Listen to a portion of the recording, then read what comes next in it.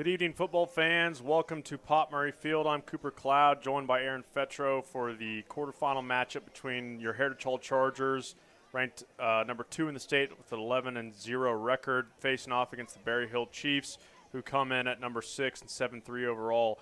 Aaron, it's great to be here with you. I was telling my wife before I got up here, it's finally football weather, and it's exciting to have it here at Heritage Hall. It does feel like football weather, right? Super great to have you up here. I'm amongst the Charger quarterback royalty. I'll talk about that later. Okay, sounds good. Landon Darko last year we had snow. Yeah. Right? And we had some early playoff weather last year. We got a little chill tonight. By the time it kicks off, it'll be a lot of fun. Yeah, we'll get more into weather later with Coulter, but looking at tonight's matchup, Berryhill comes in, like I said, at 7-3. They had some early stumbles early on, but they're coming into this game in a 6-game win streak. So, looking poised against the Chargers. Yeah, Cooper. I understand talking to coaches this week is the pitch game is big for them. Kind of a quicker running back, not a big pounder bruiser, and a big quarterback who likes the slot receiver. Yeah, the quarterback, what I was watching, it'll age everybody, but going back when I was here, it looks like, to me, like a kid that played at Bridge Creek and then played basketball at OU, a guy named Ryan Spangler, really tall and a pretty good athlete and will run when he needs to, but we'll try to get it into the slot receiver's hands a lot. On offense, they're averaging 34.8 points per game, and on defense, they're holding opponents to what looks like, to me, a .93. I think it's a typo on my end, but pretty even overall on offense for the Chargers this year. We're passing the ball well, running the ball well, very balanced attack. As we get into the super prep feature player of the game in Bladen Vogel, he's a kid that has come back off of injury and is contributing to both sides of the ball. Yeah, Bladen is 4-year letterman, obviously. Bladen is, a track state champion. He's quick. He's fearless. He's a 165-pound kid or 160-pound kid when he's full weight, and he plays like he's 185. Right? He'll stick his face in there and make a tackle if he needs to. It's good to have him back. Bottom line. Yeah, especially with the running attacks that you see in the playoffs. Having an experienced linebacker that can run sideline to sideline is going to be key. When we come back from a quick commercial, we're getting into the weather and then the keys to the victory.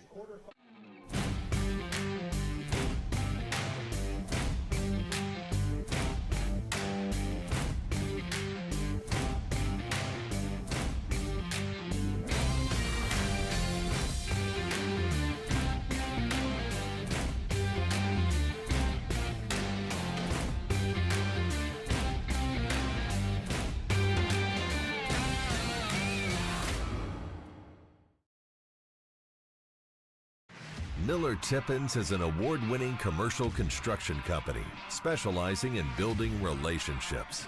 Our mission is to improve the lives of the people we serve. Exceptional work requires an exceptional team. No matter the scale of your project, we are committed to delivering excellence from our owner-driven team with over 100 years of combined experience. Let us be your A-team. Miller Tippins, your champions of commercial construction.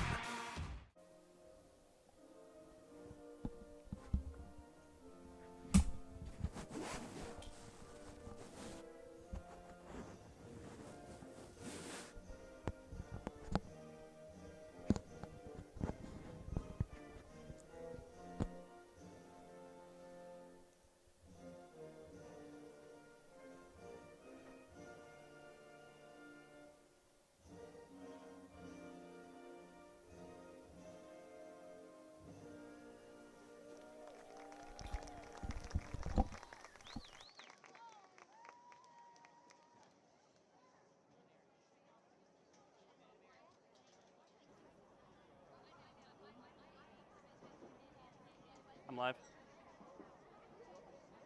Yeah. Thanks, guys. Well, it's a day just like the last three, I believe, at this point. Starting out in the mid-50s with a slight wind out of the north, and as we go towards the end of the game, probably dropping down to the low 50s, possibly even 50 exact. Doubt we'll see any high 40s. But yeah, just another beautiful day of Friday night playoff football in Oklahoma. Guys, back to you. Good stuff. All right. As we get into this game, the Joe Cooper Auto Group keys to victory. For defensive purposes, we're going to have to be able to recognize each of the formations that the Chiefs throw at us. The formations are going to dictate what they're going to do. They're pretty predictable, but we're going to have to stop the toss, which is one of their favorite plays. And then on offense, we're going to have to handle defensive pressure. As we see a few new bodies on the offensive line, being able to communicate as an offensive line, even though it's mainly seniors, you're going to have a few different guys rotating in and out. You're going to have to be able to handle all the pressure that the defensive line and linebackers throw at us. Yeah, Cooper, I think everybody in the state playoffs knows that Charlie Ganibati's out tonight and hopefully back next week. But Charlie's a senior, both sides of the ball. As you mentioned, defensive and offensive keys for the Chargers. We got to have some young people step up, and I think you made a note that we've got Hillman Brown's moved into a tackle position, right? Mm-hmm. I think he's going to be rotating in with Gray Keller, and we'll see at what position or what time frames they'll be in, but I think they're both going to be playing. Very good.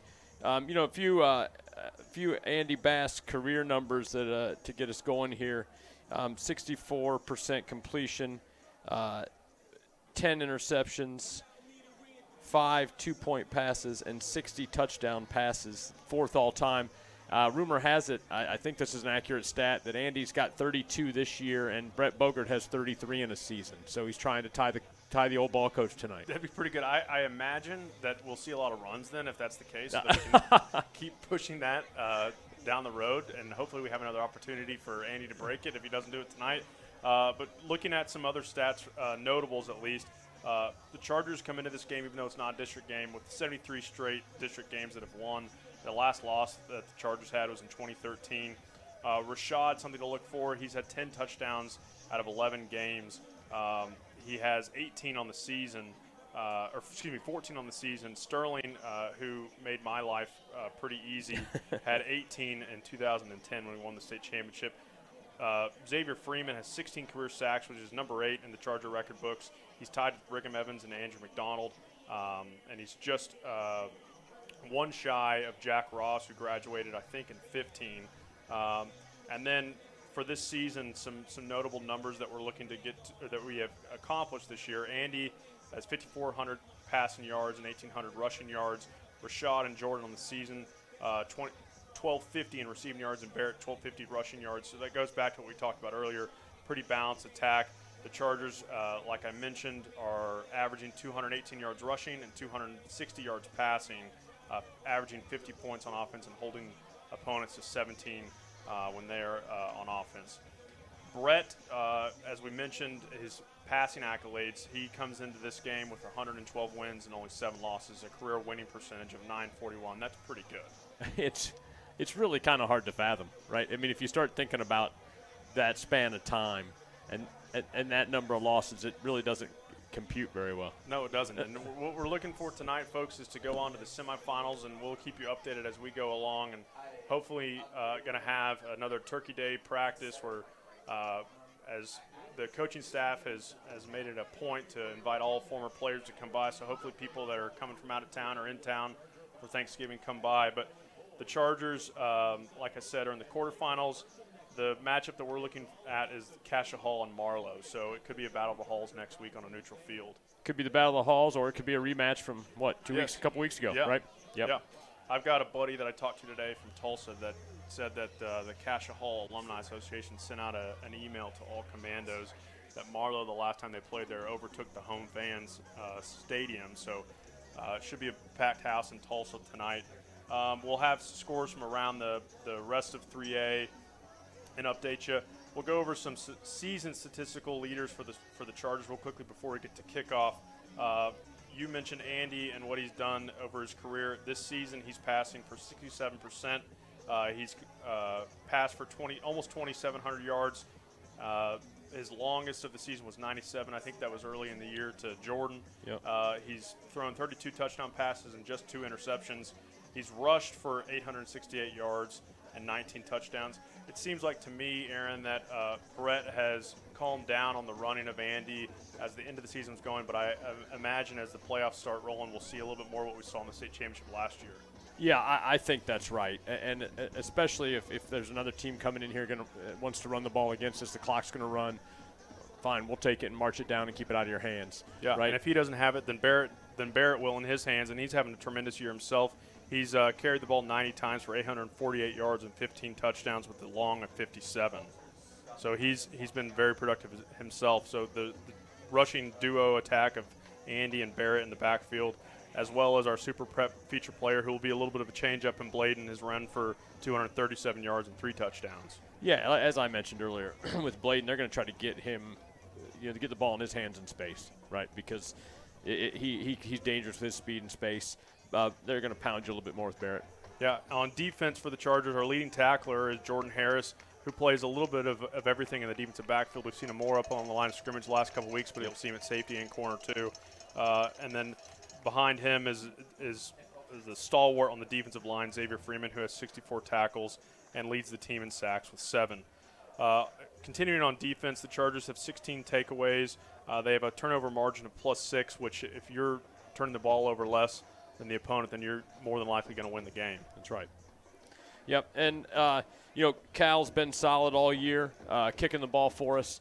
But you came in the Marlowe game. Sulphur wasn't as close late, but the Marlowe game late, you thought, okay, you can set this up for a field goal. That's not what Brett and Andy are going to do, right? They're going to take Andy Bass and run him in the end zone if it gets late and it's close at all. Yeah, but like Coulter said, we don't have much wind tonight, so we could see a few Cal kicks. Yep.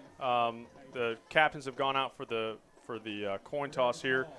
For Berryhill, they come in with Coach Pat Harper at the helm. He's in his 18th season. He has a career record of 150 and 57. We have a small relationship with Berryhill. We used to scrimmage them back about 5-6 years ago. The last time we played in an actual game, though, was in 2021, and the Chargers came out on top 56-25. Their expected contributors tonight are going to be number 1, quarterback Connor Payne, number 3, Ryder Waddy, a 6'2", 150-pound senior wide receiver and defensive back, and then their running back, who seems to carry the load on offense, is number 10, Dalton Barrington. His brother is a receiver, number 11, Cooper Barrington. Yeah, you got a senior and sophomore there, and I understand that Cooper's the slot receiver that he'll target a lot. Looks like the Chargers won the toss and will receive, which is not too surprising. So we'll see the Charger offense come out first. Yeah, we're about 2 minutes, 2:25 away. Real quickly, I'd like to thank Metromark Real Estate for their sponsorship this season. Established in 1978, Metromark is a pillar of the Oklahoma real estate community. Visit metromarkrealestate.com to connect with an agent today. Metromark Real Estate, helping you buy and sell with confidence. ChargerVision would also like to thank another great sponsor, 9th Street Parking Lot, for their support. Visit them online at 9thstreetparkinglot.com to schedule your Bark Bus pickup from the Heritage Hall campus. Coach Kyle Gillum looks forward to spoiling your pups at his first-class facility in downtown Oklahoma City, 9th Street Parking Lot, home of the Bark Bus. I will tell you that the Fetro family pooch loves. So does the Cloud family. Yep, loves 9th Street Parking Little Millie Lot. loves it. Yep. It's the highlight of her week. There you go. So a little bit about Berryhill as a team, not just individually. Like we mentioned up top, they have a 6-game win streak coming into tonight. On offense, it's number 1, the quarterback, who's big and smart. Their running back had 200 yards last week against Verdigris, and number 11 is elusive. On defense, they're going to run a 3-4, and they're going to mix their coverage on the back end with 2 deep safeties most of the time. They're going to have active linebackers that will like to blitz and don't disguise it too well. That'll be number 55 and number 10. Yeah. Pre-game talking to Coach Gefeller and a little bit with Coach Cook that 55 is a focus. I think number 10, the running back, Dalton Barrington, will be tired, right? Yes. He gets the ball a lot, but he's a great defensive contributor, but he's playing hard both ways. Yes, for sure. So the Chargers and the Chiefs come out on the field at the same time, and we're going to get kicked off here in a second. We're going to take a quick commercial break right before kickoff, and we'll get right to the action. I'm sure you've heard 2 is better than 1. Well, when it comes to the best new Ram truck deals in Oklahoma, Joe Cooper guarantees it. Get twice the selection, twice the savings, twice the service. We guarantee to beat any deal in a new Ram truck by $500 or we'll give you $10,000. That's why Joe beats the competition 2-1. Who loves you, Oklahoma? Joe Cooper Ram and Shawnee and Yukon.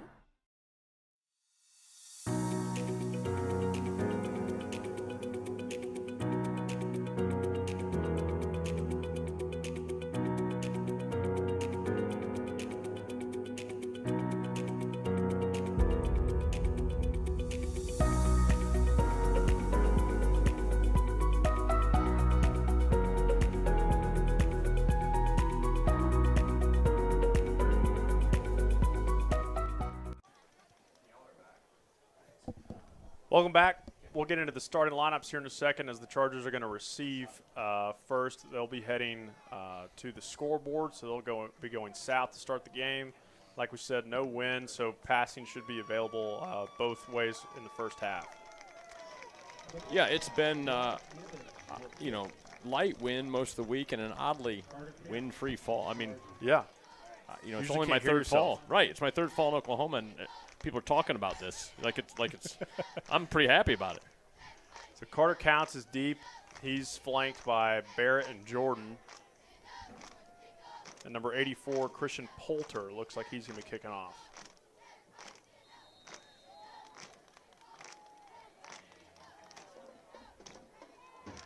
Looks like Gerard's going to take the kick. He's up and going to be out of bounds at the 35-yard line where the Chargers will take their first snap on the right hash. Well, good field position to get us going, Cooper. And what do you expect? I think that they knew exactly where they were kicking that. They wanted to see where everybody's lined up. But here I would imagine we're going to get some misdirection to set something up, which is kind of what usually happens with the Charger script. And he's going to be in an empty backfield with some wings. We've got Jordan, Gerard, Rashad. Tucked in, yep.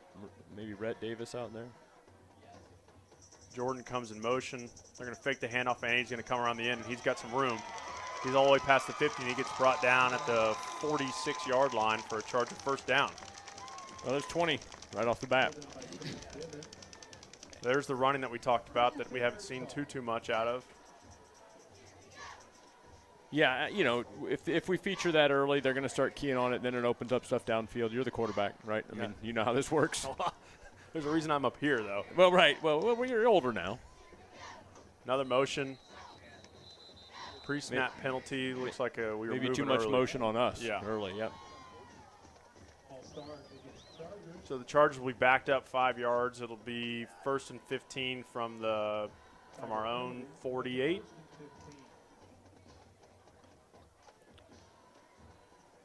Chargers are going to go quick like they always do. Multiple formations.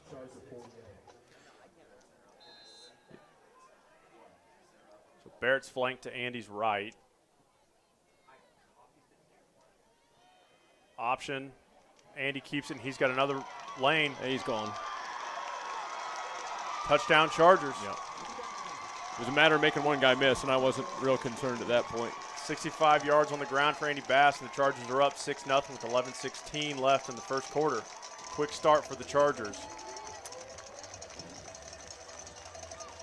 Well, Cooper, I don't think either one of us is shocked by that drive looking like a Charger opening drive. And now we got to see a little bit of banged up defense. Now we're going to watch the side of the ball Yes. that everybody's just kind of, Yeah. nobody's holding their breath on our defense right now, but we got some pieces moving around. Yeah, we got to be able to not just score it, we got to stop it too. So swinging gate formation for the Chargers is Cal Welker will line up for the kick after the snap from Jack Harris and the hold from Walker.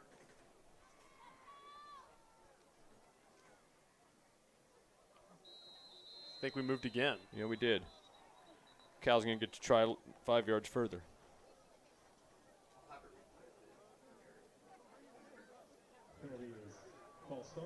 So 2 pre-snap penalties already for the Chargers. Got to button that up. Do you think that's going to get some attention on the sideline? I imagine it will. I don't. Freeman's already got his hands up. Cooper, you spent some time on the sideline last year, right? I was out there for the first 2 games. Yeah, this headset up here is a lot more calm than the headset down there. Yes, I've not had that headset on, and given my position at school, it's probably better I don't. Yeah. Stay at an arm's length. So the kick is good. Chargers go up 7-0. 11:16 left in the first. Here's the replay. Andy reads the option and goes around the end. Good blocking on the edge from the receivers and the tight ends, and Andy makes a few guys miss, and then he's got open grass in front of him for about 30 yards, no one anywhere close to him. And, you know, that's your 100-meter state runner-up, right? I mean, Yeah, he gets in the open. It's a pretty good offense. Yeah, he gets in the open, that's trouble. Yeah. With Jordan and Bladen also being on that same relay team. And we go so quick that we didn't even get to talk about the starters, so we'll get you all that when we get our second drive, and then we'll get to the defense here, hopefully, unless we recover a onside kick or something here, which wouldn't surprise me if we tried it. Correct. So like we said, the quarterback for Berryhill is Connor Payne. He's 6'4", 194-pound junior. And then the other contributors that we're going to see are Ryder Waddy, a 6'2", 152-pound wide receiver. Number 4, Wayne Howell, receiver, sophomore, 5'10", 138. Dalton Barrington, the running back, 5'9", 181, so short in stature but has plenty of weight behind him. And his brother, Cooper Barrington, a 5'10 sophomore wide receiver, 166 pounds. Yeah, 5'9", 181's a sturdy block. Yes, it is. So Bo Butler will kick off for the Chargers as Barrington is back deep. Bo got a good leg in that one. And he'll receive it at the 5. Jordan and a host of Chargers are there to bring him down just across the 20-yard line, so we'll see the Charger defense.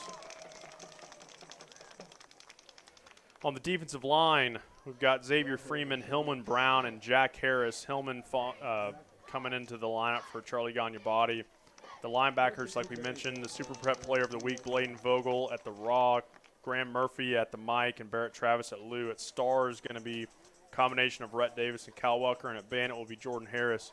Outside on the edges will be Gerard Williams and Carter Counts at the corner, and then Terrence Johnson, the birthday boys, at free safety. There you go, good birthday plug. There's your pitch. He's got some room, but is a good little hawk tackle there by Graham Murphy. I'll tell you what, you know, Graham is a already state champion level high jumper. And it's not just state champion, incredible, all world. Unbelievable, like college, D1 college jumps as a sophomore, right? Yeah. And he's filling out as a football player. Yeah. When you have a really good athlete at Mike, it helps with the 30-stack defense. Under center here. Another toss sweep to Barrington. He's going to try to get the edge. Carter Counts is out there. He slows him down and brings him down at the 25-yard line.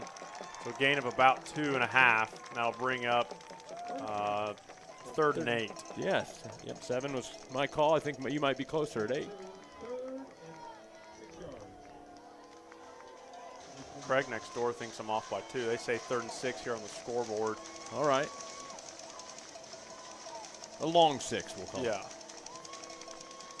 Okay, what do you think? We can throw the ball a little bit here? I think we're going to get a rollout to the right. Stacked heavy that way. There it is. There it is. Good call. Got He's number open. 11 there. He was open for a while. He's still got room to go. Good tackle in space there by Gerard after a gain good enough for a first down and quite some more. Yeah. Had a little bit of a mismatch there, it looked like, on the edge. So we're getting a heavy dosage of the Barrington brothers, as that was Cooper Barrington on the reception. It's a good sign for Berryhill that one's still a sophomore. Right? Yeah. They're not losing them both. Late chief onto the field is number 14, Chase Bivens, backup tight end. Barrington motion, Barrington the handoff. He bounces the first Charger. He's got some room, and he gains almost to the first down. We'll see where they spot him. I think he got it.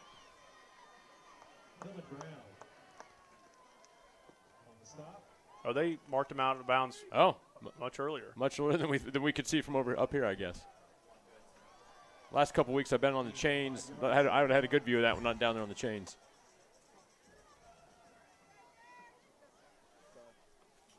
So the Chiefs are huddling, but they're still moving quickly. 2nd and 5. Quarterback keeper. It's going nowhere. Might have lost one.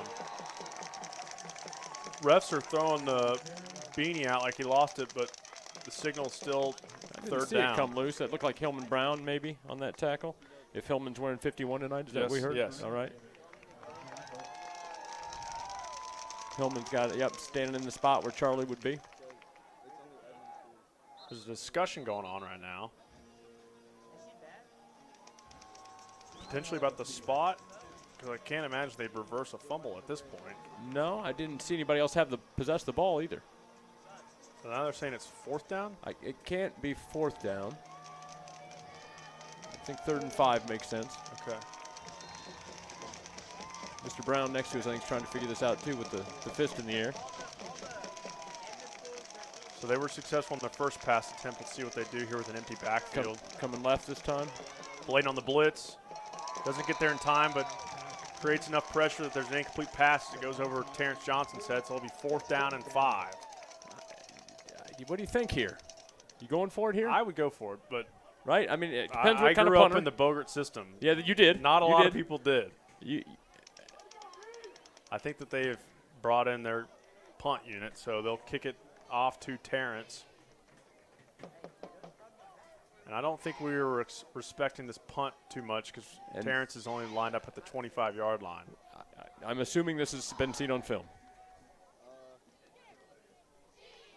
He fair catches it at the 24, so they're They about right on spot. Yep. So after a quick first down, the Chargers hold and force a punt, and they'll get their second possession here with 8:16 left in the first. Well, you know, Cooper, I wouldn't be shocked to see some air under the ball here on maybe the first play. I mean, maybe we'll grind it out. I mean, we had success with that, but they may be expecting that and go deep here. So we've got an over formation, so Rhett is going to be ineligible, but the 3 receivers out wide will be eligible receivers. Barrett, Travis in the backfield with Andy split to his right. Andy rolls right. He's looking at Shaw deep. Throws on the wheel to Gerard, and he was wide open. He would have waltzed into the end zone. Pass was just a little bit behind him. I don't think he was running as fast as Brett wanted him to. It's a good play call. It's scripted well. Yeah. He was wide. All the defensive backs from Berryhill got lost in the trash and took the speedsters, Rashad and Jordan deep, and Gerard sneaked out in the backfield. So we'll see this empty formation again that we saw on the first drive.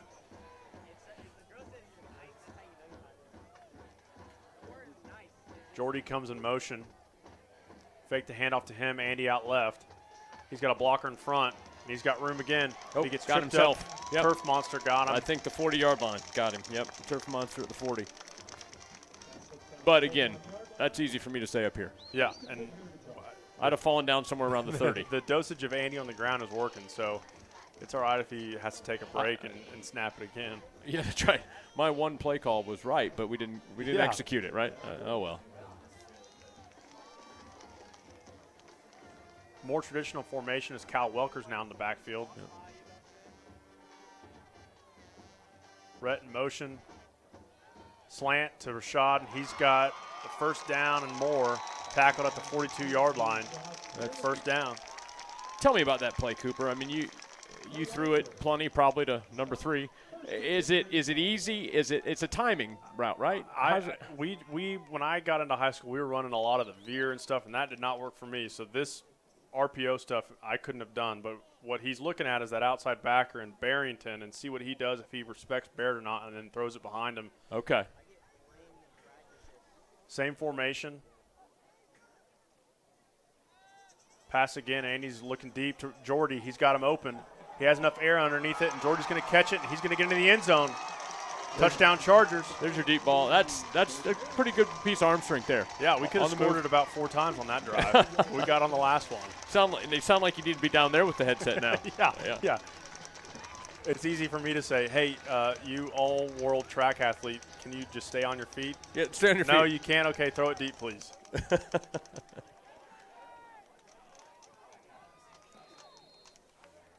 So the Chargers are getting into the playmakers' hands early. Yep, took the words out of my mouth right there, Cooper. I was going to say we got Jordy and Andy in the end zone now. If you said that pregame, none of us would have been shocked. No. Right. So Kyle Welker will attempt the kick.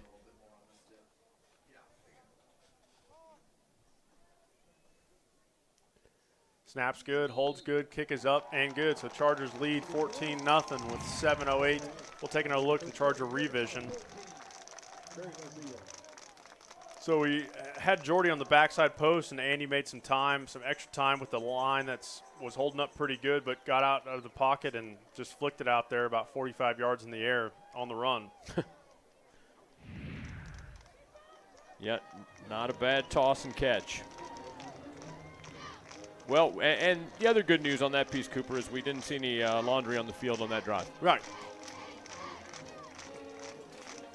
Huge thank you to Stanley's Graduation, offering Jostens products and conveniently located in Edmond. For all your high school grad needs, class rings, letter jackets, announcements, and championship rings, celebrating moments that matter. Stanley's Graduation Services. Call or text them at 405-607-4343 or visit them at jostens.com. 3 Points Land is proud to support the Chargers, and the Chargers are proud to have them on our team. 3 Points Land is leading the industry in land services for energy innovation. Visit 3pointsland.com to learn more. It is absolutely true. Our man Matt Stanley takes care of us at Heritage Hall. There's a lot of jewelry to be purchased. There's jewelry to be purchased, and Matt's an alum himself and had kids through here. So Matt, shout out to you. Always appreciate what you do for us. So Butler will kick it off again for the Chargers. He put a good boot on it the first time. Kicks it high into the air, same position. Takes a good Charger bounce, stays in bounds. Terrence Johnson just misses him, and he's got some room.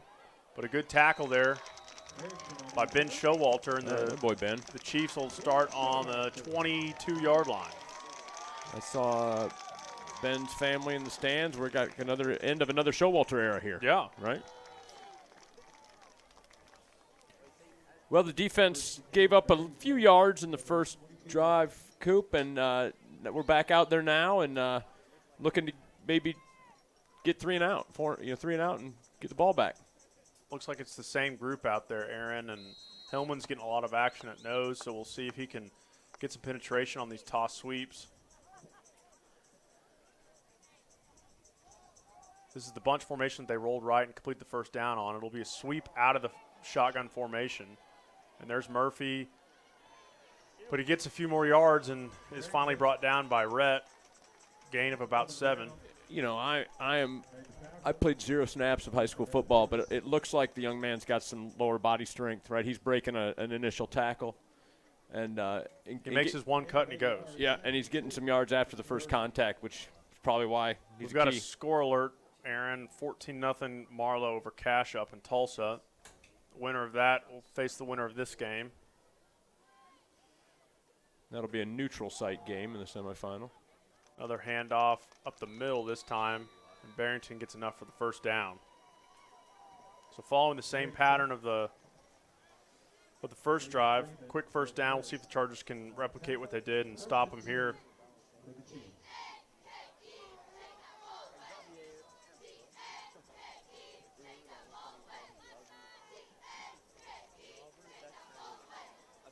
Taking a little more time here. Yeah, I was just going to say we got a couple subs coming in and some time in the huddle.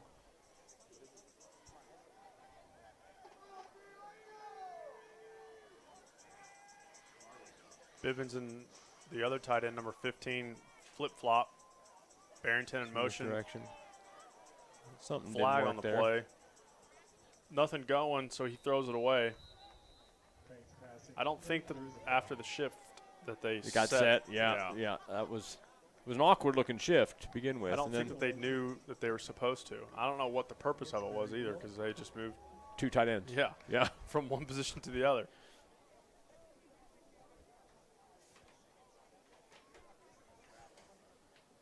So we'll move him back 5 yards.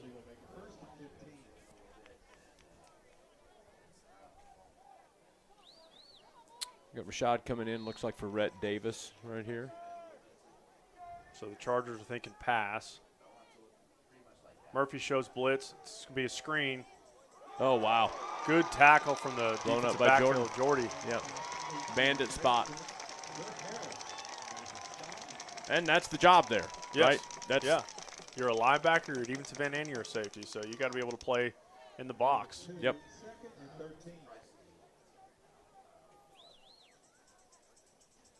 We got Mr. Brown, 2nd and 13. Is that what we see up there? Yeah, it looks like it. Okay. We're going to go empty, and so Dalton Barrington, the running back's going to be split out here. At the bottom of the screen, Carter Counts matched up against him. They're looking his way. High and over the middle. Good coverage there from Terrence. Real good coverage by the safety stepping up. Young safety, right? Yeah. Just a few weeks of starting here, and we move Jordy down. It's big having Terrence come back from the shoulder injury that he got this summer. So yeah, 7-on-7, weird clavicle break. I was right there when it happened, and just an odd thing. All right, so 3rd and long here. Expect the Chargers to bring some pressure. Potentially, there's our super prep player coming off the edge. Found his way through the middle. It's completed to Barrington right at the line of scrimmage, or the line to gain, and I think they're going to give him the good spot. So Cooper Barrington found the soft spot in the zone as the Chargers brought blitz and vacated the middle of the field. Pretty good job by the Chief line. Yeah. Holding up with the pressure. Yeah, it looked like Bladen had an angle in there, and then he got shut off. Going to try to go quick here under center with the toss. Nope. Just a lead play. Cut. Looked like a hold there. Got a tackle on Xavier Freeman, maybe. Jack Harris is a little gimpy. It might have been a chop on him. I'm not sure.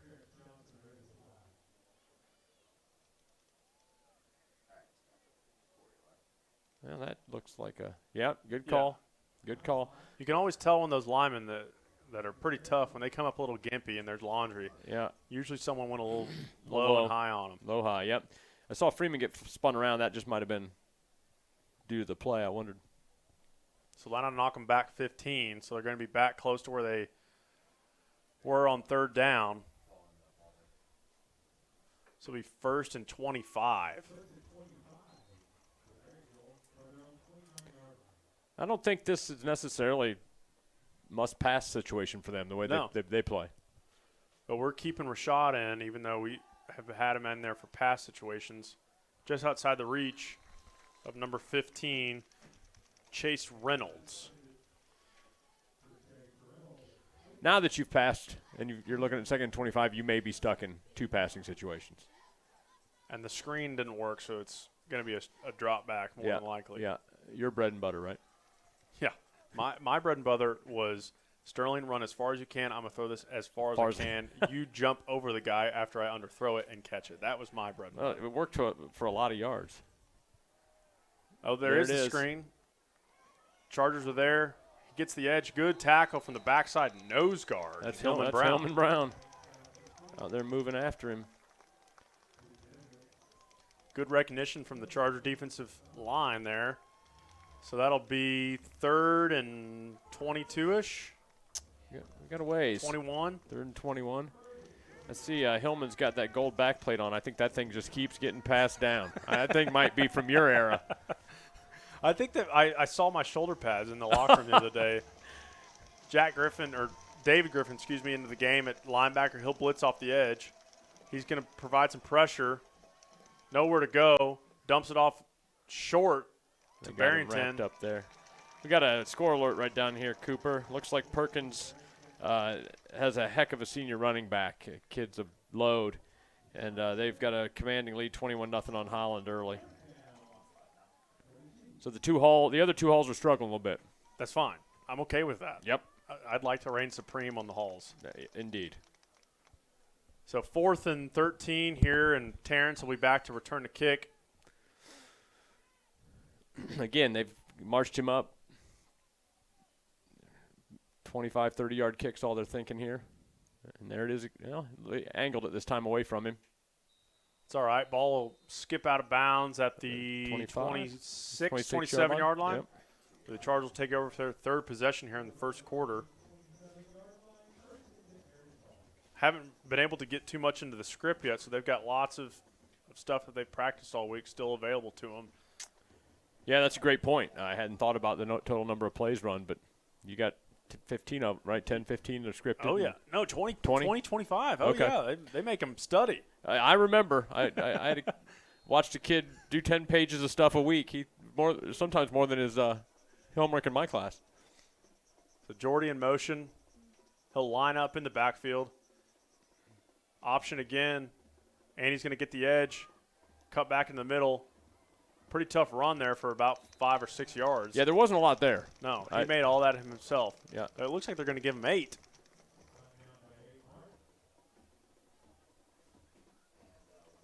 Haven't had any real substitutions on offense. Been sticking with the same guys. Nope, got still Barrett in the backfield. You had Cal in for a play or two maybe, but okay, we've got another quick score update in between plays here. Looks like Lincoln is up 17-0 early on Sulphur.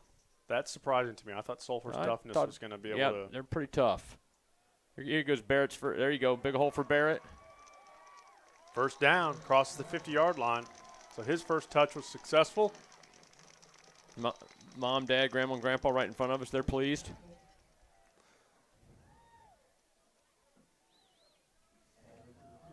So here comes Hillman in for his first action, I think, on offense.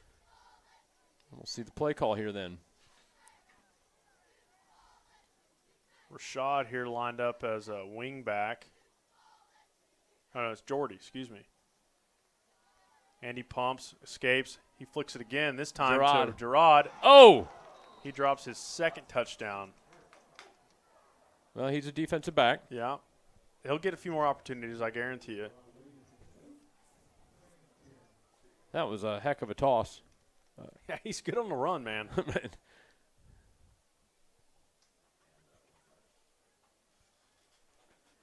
So 1:25 left in the first. Chargers are at second and 10 on the 50.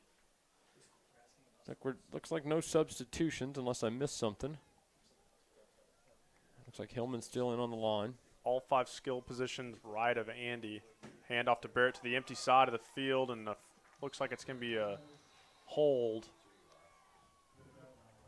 on Rhett Davis, I would imagine. Yeah, he tried to point at the other guy, but I'm not sure what was going on there.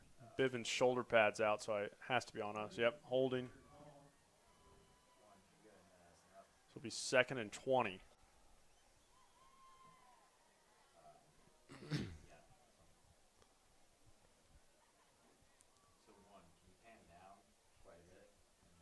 Quite a lot of flags here in the first quarter already. Yeah, surprising that the discipline is a little bit better on both sides.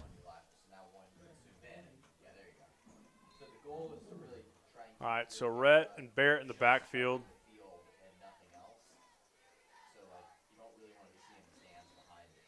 Timeout here from the Chargers. Brett doesn't seem too pleased with our ability to line up there. Yeah, we were supposed to be closer, but not on the ball, I don't think, and we had him on the ball. Big shout out to sponsor Hanson Aesthetics, OKC's leading medical spa, offering beauty your way with all the latest non-surgical aesthetic treatments. Visit them at beautyyourwayok.com to schedule your appointment today.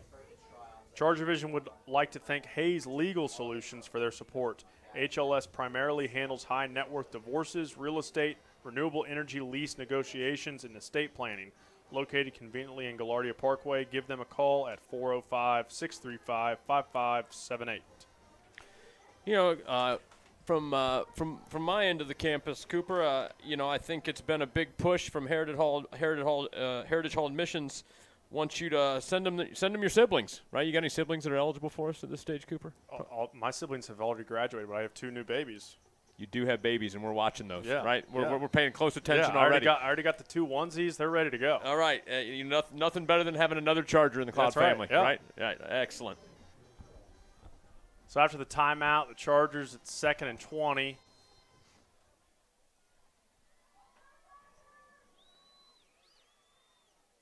Little reverse and a pass. Oh no. Gerard underthrew it to Jordy, and we got lucky there as it just slipped out of the hands of number 6, Gavin Fielder. Yeah, I thought the run was just tuck it and go. Yeah.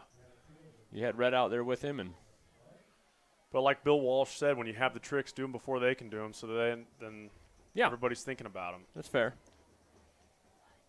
We got Carter Knowles into the game now, it looks like. And Boston Fuller right down here at the bottom. Yep, got Boss in. Got some good hands in now. 3rd and 20, looking for a chunk and go for it on 4th. Yeah, for sure. Jordan in motion. He's been in motion a lot. They're going to toss it to him, and we've got pre-snap penalty again. Well, it's not going to be an enjoyable halftime. False start on the Chargers. I didn't see who jumped.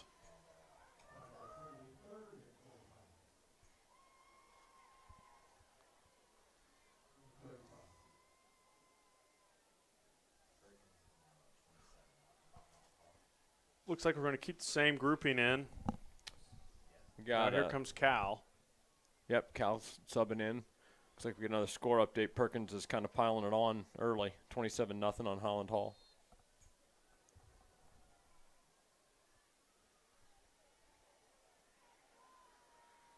Jordan in motion again. Hand off to Barrett. Good gain of about 7, but that'll still keep it 4th and a considerable amount. A long so way. The Chargers will Yep. bring out the punting unit. And I imagine that Berryhill won't send out a punt block team with Andy back there at punter. It would not probably be their best choice. No. They're not even putting anybody back to catch the punt for fear that. Here's a late runner. Oh, yep, on got it. one. Yep. Looks like it's number 9, Ian Malacott.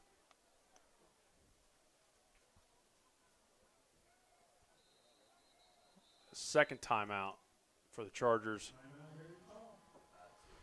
Having trouble lining up here on this possession. It's not been the most clean. Wasting 2 timeouts in the first quarter is not good, especially when you're already up 14-0. Yeah, and you know as well as anybody that we like to use them at the end of the half to try to score what is often a knockout blow before halftime.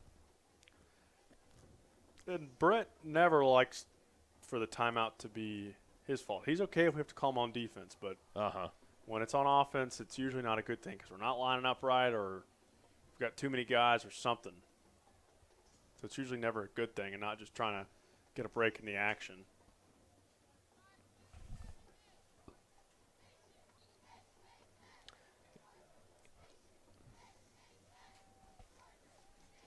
You hope coming out of timeout you got them all counted up, right? was I trying saw to you counting. Carter came on a little later. I was thinking we only had 10. So Andy will be lined up for the punt. A little bit of a rugby style maybe here.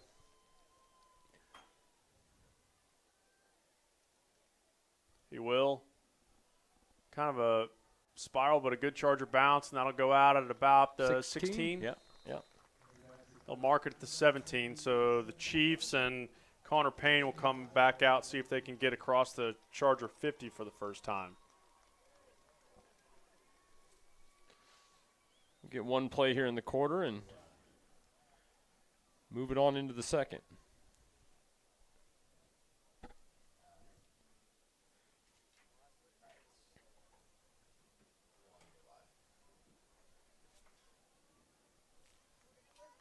All right, so Connor Payne and Barrington will be in the backfield here.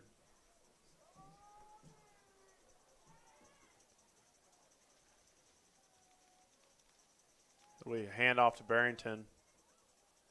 Little peak gets about 5, and that'll be the end of the first quarter. So the Chargers are keeping them in track. Not the cleanest of end of quarters, but Chargers lead 14-0 at the end of first quarter.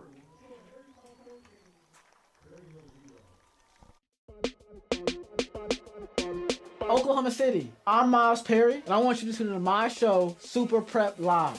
Super Prep Live takes an in-depth look at the Oklahoma high school student athlete and what makes he or she become great at what they do. Super Prep Live can be heard on OKC's CBS Sports Radio 105.3 and Instagram Live.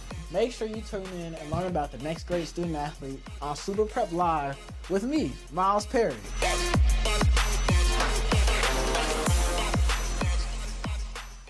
Dead People Stuff grew out of our love of historic preservation and architectural salvage of building materials.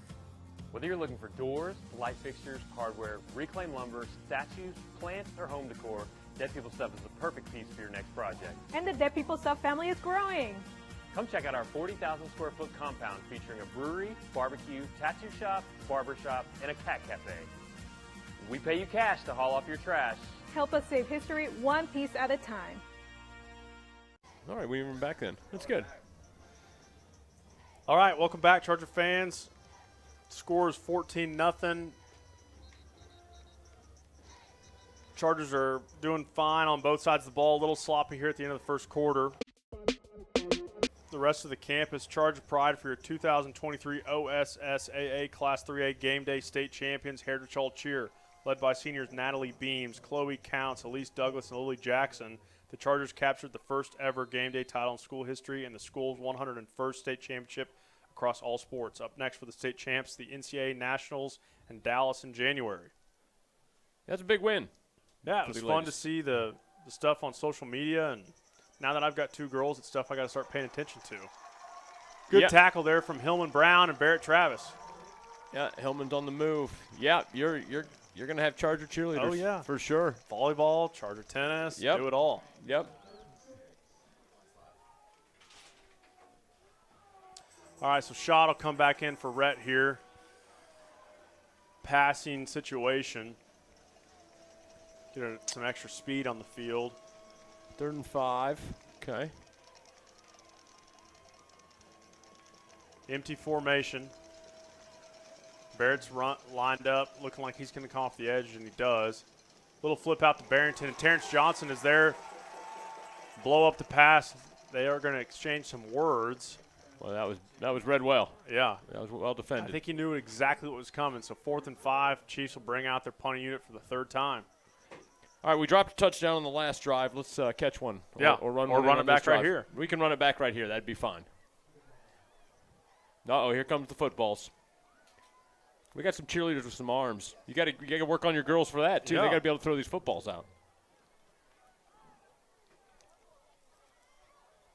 I think every fan's going to get one tonight. They're still flowing. And if you don't, look underneath the stands when you're on your way out. Terrence signals a fair catch. He muffs it, but he gets on top of it. Had plenty of room. I think the strategy after some difficulty early in the year is just catch it and let the offense take it from there. Yeah, and struggled there a little bit to just catch it. Did the right thing, got his hands up ahead of his body, but got through the hands. All right, so it'll be Shad, Jordy, Carter Knowles in at receiver. Rhett, and Barrett. Tight formation with Carter and Shad up top. Yep. Barrington looks like he's going to come on a blitz. Another reverse. This time no pass.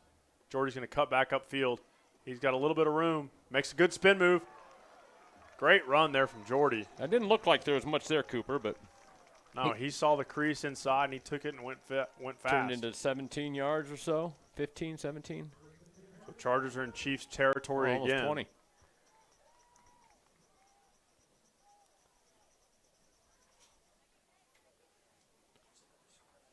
little bit of speed in here for the Chargers as Perkins takes a 34-0 lead over Holland Hall. Wow.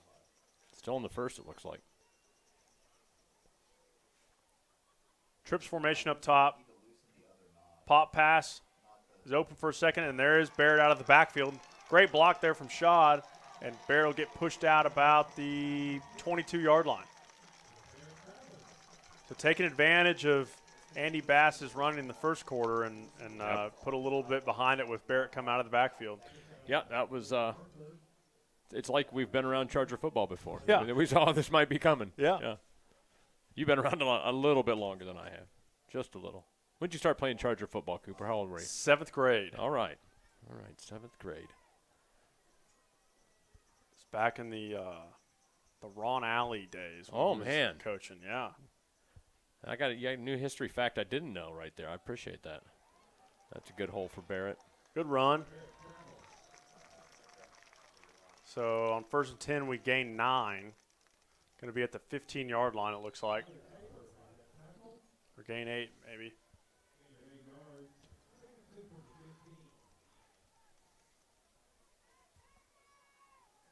Cal comes in at the F, and they'll be split out right with Jordy, Rhett, and Shot at the bottom of the screen.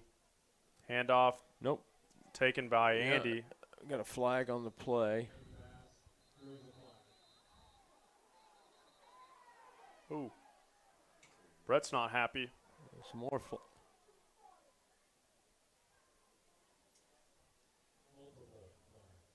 Multiple flags, says Mr. Brown. I don't think that We know what Brett agreed with the original call. I don't believe the original call, and then the little pushing and shoving after. I would assume those would offset, and maybe the first call's a hold on us.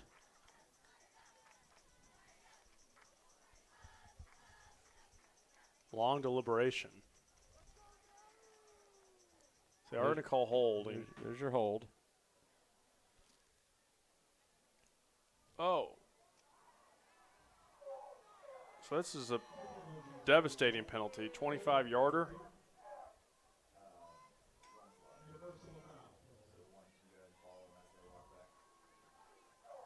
So I think that Barrett or Andy was getting roughed up at the bottom of the pile, and someone was trying to defend him. Defended him, yep. The key now is, for the coaching staff, is to get into whoever's ear it was that got it so they don't get another one and get kicked from the game and have to miss next week. That's right.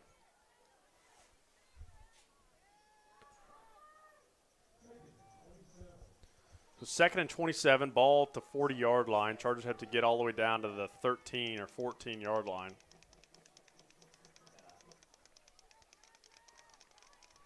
Had the play in amidst the chaos. Bunch formation. Shot in motion, and we jumped again. But I think what David is trying to say is that they're trying to manipulate the snap count, which if that's the case, then that would be a personal foul on them, or unsportsmanlike at least.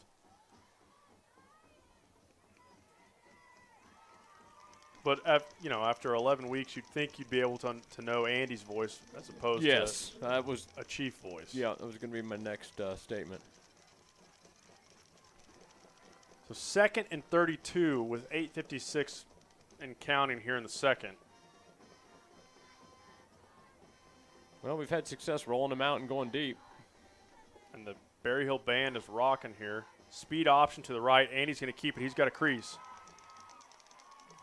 Avoids the first one and gets tackled by the second one.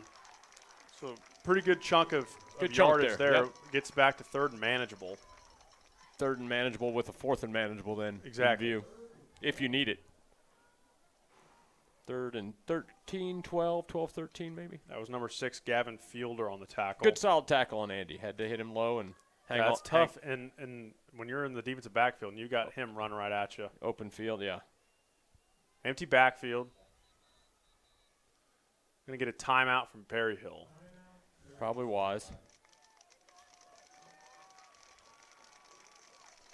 I don't think Brett's still very happy with the holding and personal foul on Rhett, but Chargers have to regroup here and try to get some positive things going after the last 2 drives haven't been. Yeah, that's exactly right. Hey, Chargers, it's never acceptable to send text messages when operating a motor vehicle. Stay focused at all times. The message can wait. Don't text and drive. Thanks to our sponsor and Farmers Insurance agent Brandon Payne for bringing these important safety messages to our school. Make safe decisions. When you're on campus, shop at the Charger Corner for all the latest Charger gear. Did you know all profits go directly to classrooms and programs like ChargerVision? Show your Charger pride with great gear and support our students in Richmond. The store is open from 8:15 a.m. to 4 p.m. on school days. Follow @TheHall Charger Corner on Instagram to find out about products and specials and order online via the link in their bio. There's never been a better time to get your Charger pride on. Love it. So 3rd and 13 here. Andy, empty backfield. He's going to go up the middle. He's got a good block from Rhett. He's got some space out wide. Makes a cut back to the middle of the field, and he's going to score. Touchdown Chargers. So they gained about 80 yards or so on that drive, probably 90. I was going to go. Yeah, I was going over 80. You beat me to the punch. And that's, if you're on the Berryhill sideline, that's got to sting. Demoralizing. Yeah, that's got to sting. Yeah. You get them back to 2nd and a mile, and the quarterback runs it twice. Yeah. Right. Yeah. So good answer there for the Chargers after some unforced errors. And Cal will attempt to kick.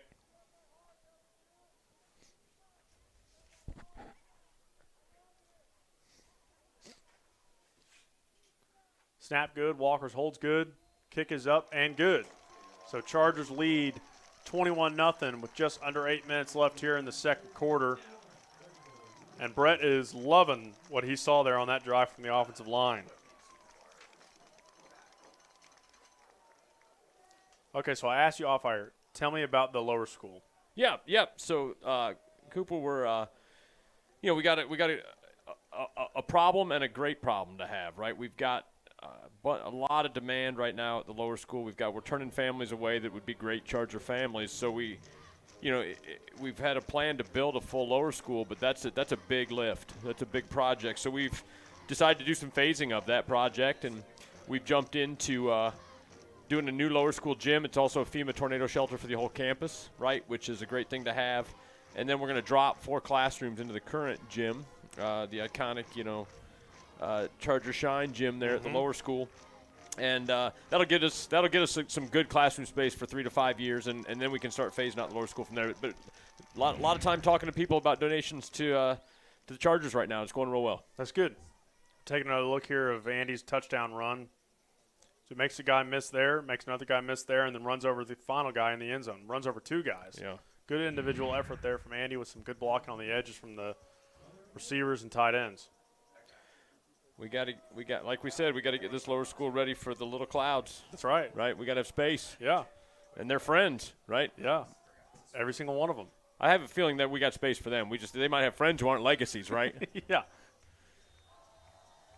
All right. So Bo will kick off here. First time going to the north end.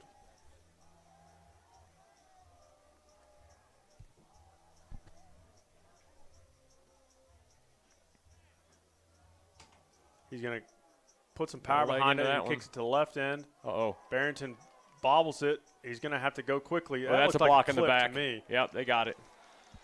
So the Chiefs are going to be locked up deep into their own territory. I don't know what they're upset about. That was clear as day. We saw it from up here, and I'm old. I can't see anything. I can't read my clipboard right now. I'm getting old. But that was easy to see. Yeah, that one wasn't tough. I was having state championship flashbacks there with the ball bouncing off a kid into the end zone, which was an interesting call in that game. Very. I was on the total opposite end, so I couldn't really see much, but I'm glad it went in our favor. Yeah, I'm not sure that's the call. I don't think it was either. But okay. I never got a good explanation. Were they trying to say that he touched it and he possessed it? Or yeah, because even touching you I don't think is – I don't either. It rolls in, but we'll take it. On we go. Yeah. That game was wild, and Kirk Francis, the quarterback, he played pretty well for Tulsa this weekend against Tulane. I was up at KU hanging out with a former Charger last weekend, and we were looking at his stats. He's a real deal. So there was no drop in at the Hawk and a wheel, though, right? There might have been. Okay. There might have been a visit.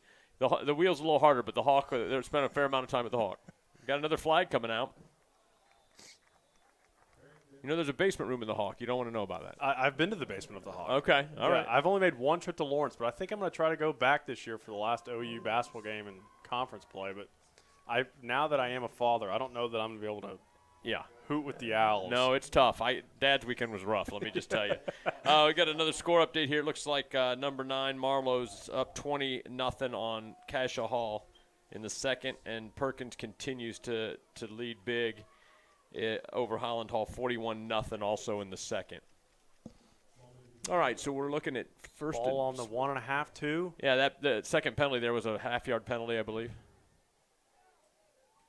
Drop back to pass. Jack's got some room. That's dangerous. Escapes away. He's got a little bit of room to run. Good tackle there from Graham. So good agility and escapability there from Connor Payne as Jack Harris had him in his sights. You don't want to be the quarterback in that spot. No. Looking at the Charger defense coming hard. But I am a little surprised, though, that they're allowing Payne to kind of shoulder, not Barrington, which has had some success. From down here, especially, yeah. You got the Charlie Ganibaldi's dad down here, the one-man band. He's got the crowd Never going. stops. Never stops. Empty formation here with Payne. Playing some coverage. Going to throw it quick. Graham gets his hand in there, and Jordy does as well. Incomplete pass. Good defense from the Chargers. So it'll be 3rd and 8. Ball on the 6-yard line. Terrence Johnson going to get some last-minute instruction from Blake Adams.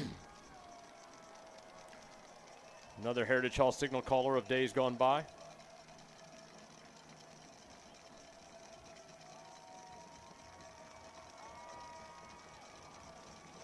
So 2 deep safeties for the Chargers here on 3rd and long. Payne solo in the backfield. Pressure up the middle is Hillman. Quarterback Payne steps up. Oh, that's a heck of a throw. Great catch. Right in between 2 Chargers and Gerard and Terrence. I thought Terrence had a play on the ball. Just must have gotten there a shade late. Really good pitch and catch there. So it'll be 1st down and 10, ball on the 20. Payne's standing in there. He is. He's a big kid. A little bit of confusion here for the Chargers as Rhett Davis gets lined up. Hand off to Barrington. Like Not a good angle there from Jordy, No. but a good tackle and the ball comes out. But I think the Chiefs got on top of it. Carter Counts forced a fumble, but the Chiefs will retain possession. Good enough for the 1st down. First down. Got another score update. Looks like we're probably about at the end of the first with Lincoln leading 24-0 over Sulphur.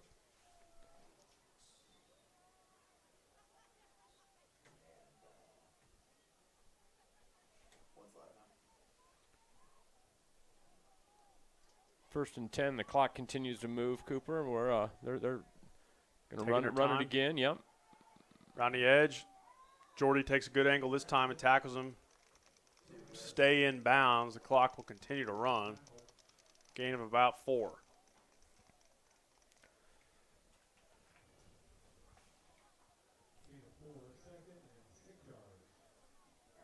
They got to get moving. Yeah, it's surprising. They need as many possessions as they can get at this point. It's surprising me that they're coming out of the huddle that slowly. Ooh, Barrett jump. Yeah, all the way across. Won't be enough for the 1st down, but it'll be 2nd and 1. And it stops the clock. Yep.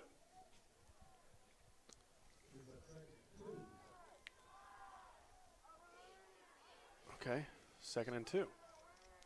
And the clock's going again. I'm still not completely used to the new time. Yeah, that rules rule. in Yeah. high school and Yep. college. It's going to take me a while to get used to them. Got it all bunched in here. Two out. Barrington to the two left. Out. Yep. Good penetration there from the Chargers. He might have gained 6 inches. Yeah. Little after the whistle push there on Bladen from number 24, Casey Field. So 3rd and a long 2, long 1. Yeah.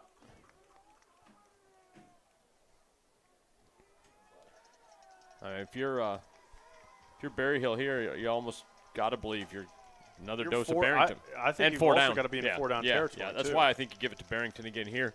If he doesn't, then you figure out 4th down. Imagine we're going to get a timeout here, though. I'd go ahead and call it. Yeah. What's the point of running the clock down? Maybe they're trying to keep it out of our hands, right? They want this to be the last possession of the half.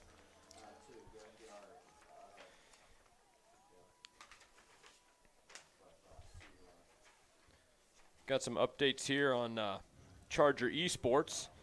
Finished an outstanding regular season, another one, 33-11 overall record. Rocket League trio of Landon Green, Seb Payne, and Will Porter posted an 8-0 regular season to enter the state playoffs, ranked number 1 in the state in Rocket League. Green and Payne also finished 2v2 undefeated and entered the Atlantic Conference tourney as the 4 seed. Porter is the undefeated top seed in the Central Region's FIFA playoff. All kinds of stuff happening in esports. I keep going, but we'll get back to action here and come back to the middle of the esports read. What do you Sounds think about good to that? All right. Good program. Yeah, a lot of fun. We got it rolling right when I got here, and our ChargerVision leader, Luke Steelman, was huge in that. process, and it's a great thing for all kinds of kids in the school. They love it. OSSA has adopted it, and it's become a lot of fun. Going to get a tush push. Yep, I believe we are. Oh, boy. He didn't get anything. I don't think he got anything. Great penetration there from Xavier as he rips him back. I don't know that they're going to give him credit for it, but he definitely lost a yard there. That's you got to run away from Xavier Freeman in that situation. That's the one guy. I think they were just kind of pushing up the middle. Call a timeout and then just try to sneak it on him. They're going to measure this. I don't think it was even anywhere close. If they give this to him, it was the worst spot I've ever seen. Because he got stopped behind his own lineman, and then Xavier drove him backwards even more. I have not. This is maybe the first measurement I've seen in my years at Heritage Hall. You got to have some athletes over there. Yeah.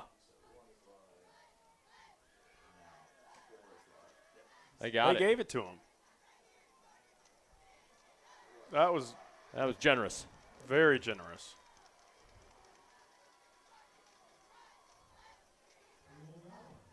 So 1st and 10, 3:48 on the clock once they get the chain situated. I never saw him cross the 40, quite frankly. He got pushed back from his own lineman, and then, like I said, Xavier had great penetration. I don't think it was anywhere close. But the Chargers will have to keep going.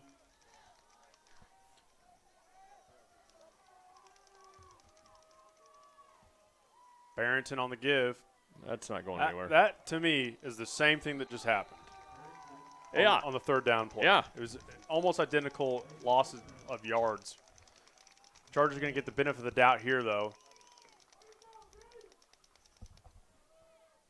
I don't even see progress to the 40. I'm baffled right now. He was 2 yards in the backfield when he got hit. 2nd 11, 3:15 left in the half. Roll right. Got him here. Barrington for a gain of 4, 5. Yeah, I'll bring up 3rd and 6 maybe. Yeah. So the success for Payne passing has been on a blitz up the middle, throwing it where we vacated, and then a little rollout to Barrington. Other than that, they haven't been able to do much. Missed a couple. So big 3rd down with 2:40. Chargers only have 1 timeout, as do the Chiefs. Got 2 receivers on each side. Straight drop back, little comeback route. Good throw and catch. Going to be enough for the 1st down, it looks like. Good play there. As Payne completes it to Ryder Waddy. With 2:25 left in the half.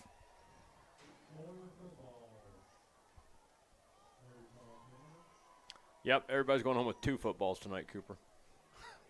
They're still chucking them. We haven't had the ball hit the glass tonight, so that's no, we had good. one above us just a second ago. That's impressive. Barrington in motion. Little shovel pass to his brother Barrington. Work. Another loss of yardage on 1st down. This will probably get marked about the 49. They are content with running this out. Going back to the sideline every time for the play. Clock's still running.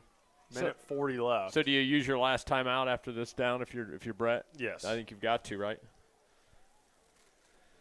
Assuming you get a good stop here. Middle of the field is Georgie's going to roll back into it.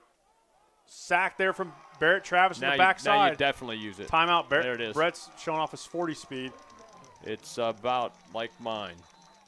No, he's faster. He looked a little, okay. Yeah. Fleet of foot there. That felt like a hamstring for me.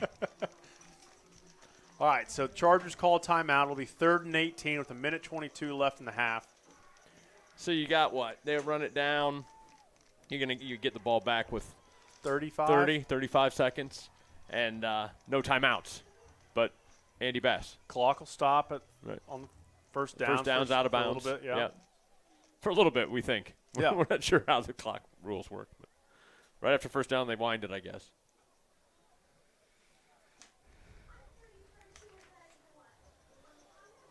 All right, I'll finish up on my esports. Yeah, good. Sophomore Madden gamer Landon Gasky, little brother of our man with the weather Coulter, enters the OSSAA State Championship Tournament as the battle-tested 5 seed.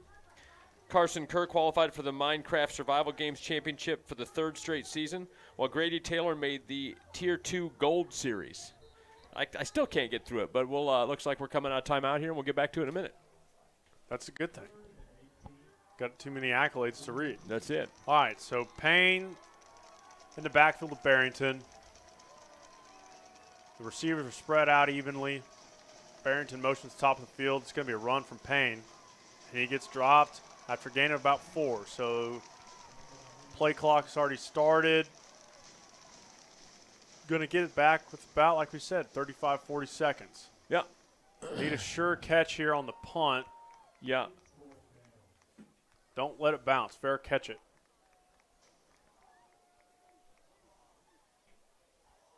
And they'll do everything to keep it out of his hands, right? Mm-hmm. Kick it over to the sideline. Try to keep it in bounds.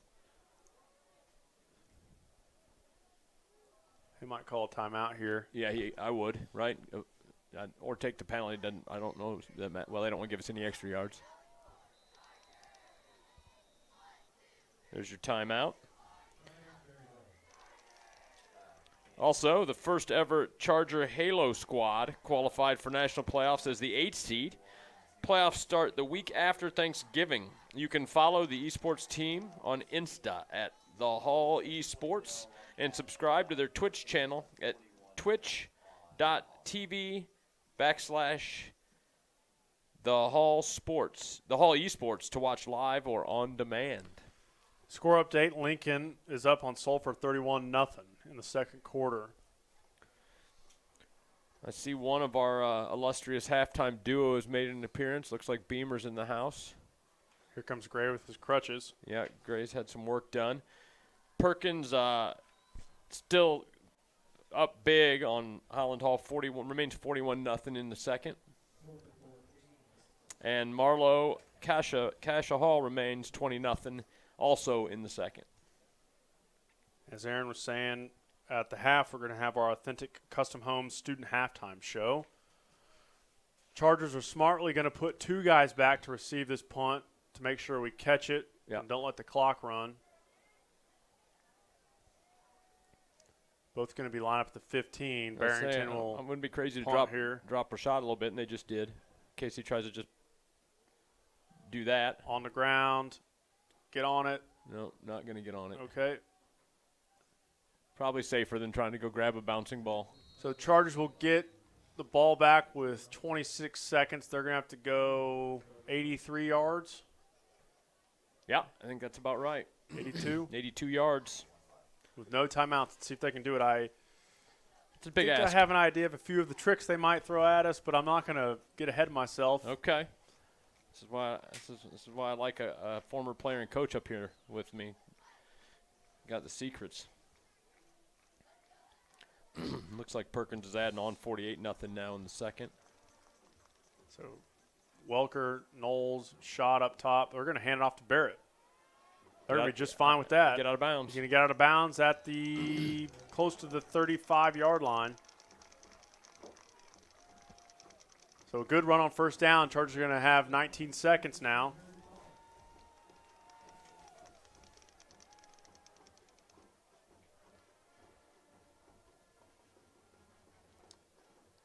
Going to have good communication here from Xavier and Hillman, as this is his first 2-minute drill with the first offense at left tackle here. Andy's going to roll left. Jordy's breaking open over the middle. Oh, boy. They're going to throw a wheel to Shad. I think that's the second time that it's hit Gavin Fielder in the chest. Yeah. He drops the pick. Shad's got to get moving or get somebody out there to replace him because we got to get going ourselves.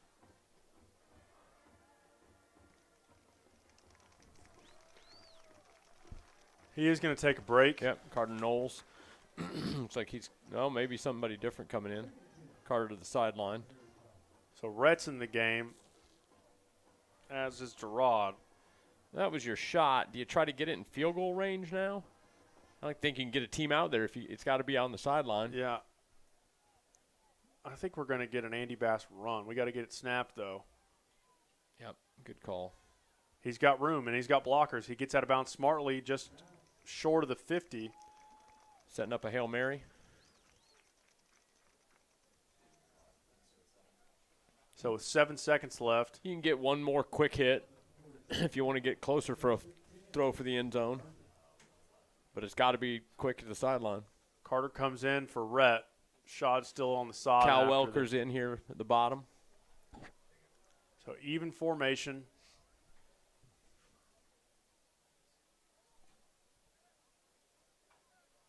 Trying to get some cheap yards. Yeah, trying to get a little jump here. Barrett in motion, and he's got time. He flicks it to Gerard. Great one-handed catch. He's got to make a play now. He can't get out of bounds, and he does. Didn't have enough time. Great catch.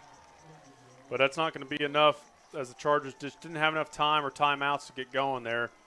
But they will take a lead into the half of 21-0. Little sloppy on offense, pretty good on defense there, though, Aaron, as the Chargers go into the halftime. Going to have a few discussions, but it's always good to go on a 3-score lead. Yeah, you know, as we were coming into the broadcast, we were talking about, well, we get a little dinged up on defense, and we weren't worried about offense, and the sloppiness, as you point out, was on offense. Your defense looked pretty solid. Yeah, so we're going to have the Authentic Custom Home Student halftime report just after this commercial break. The secret to settling your IRS debt in times of inflation and recession is simple. Together we'll show them they won't collect it all in time. So cut us a deal now. Call or visit Travis Watkins Tax today to find out more.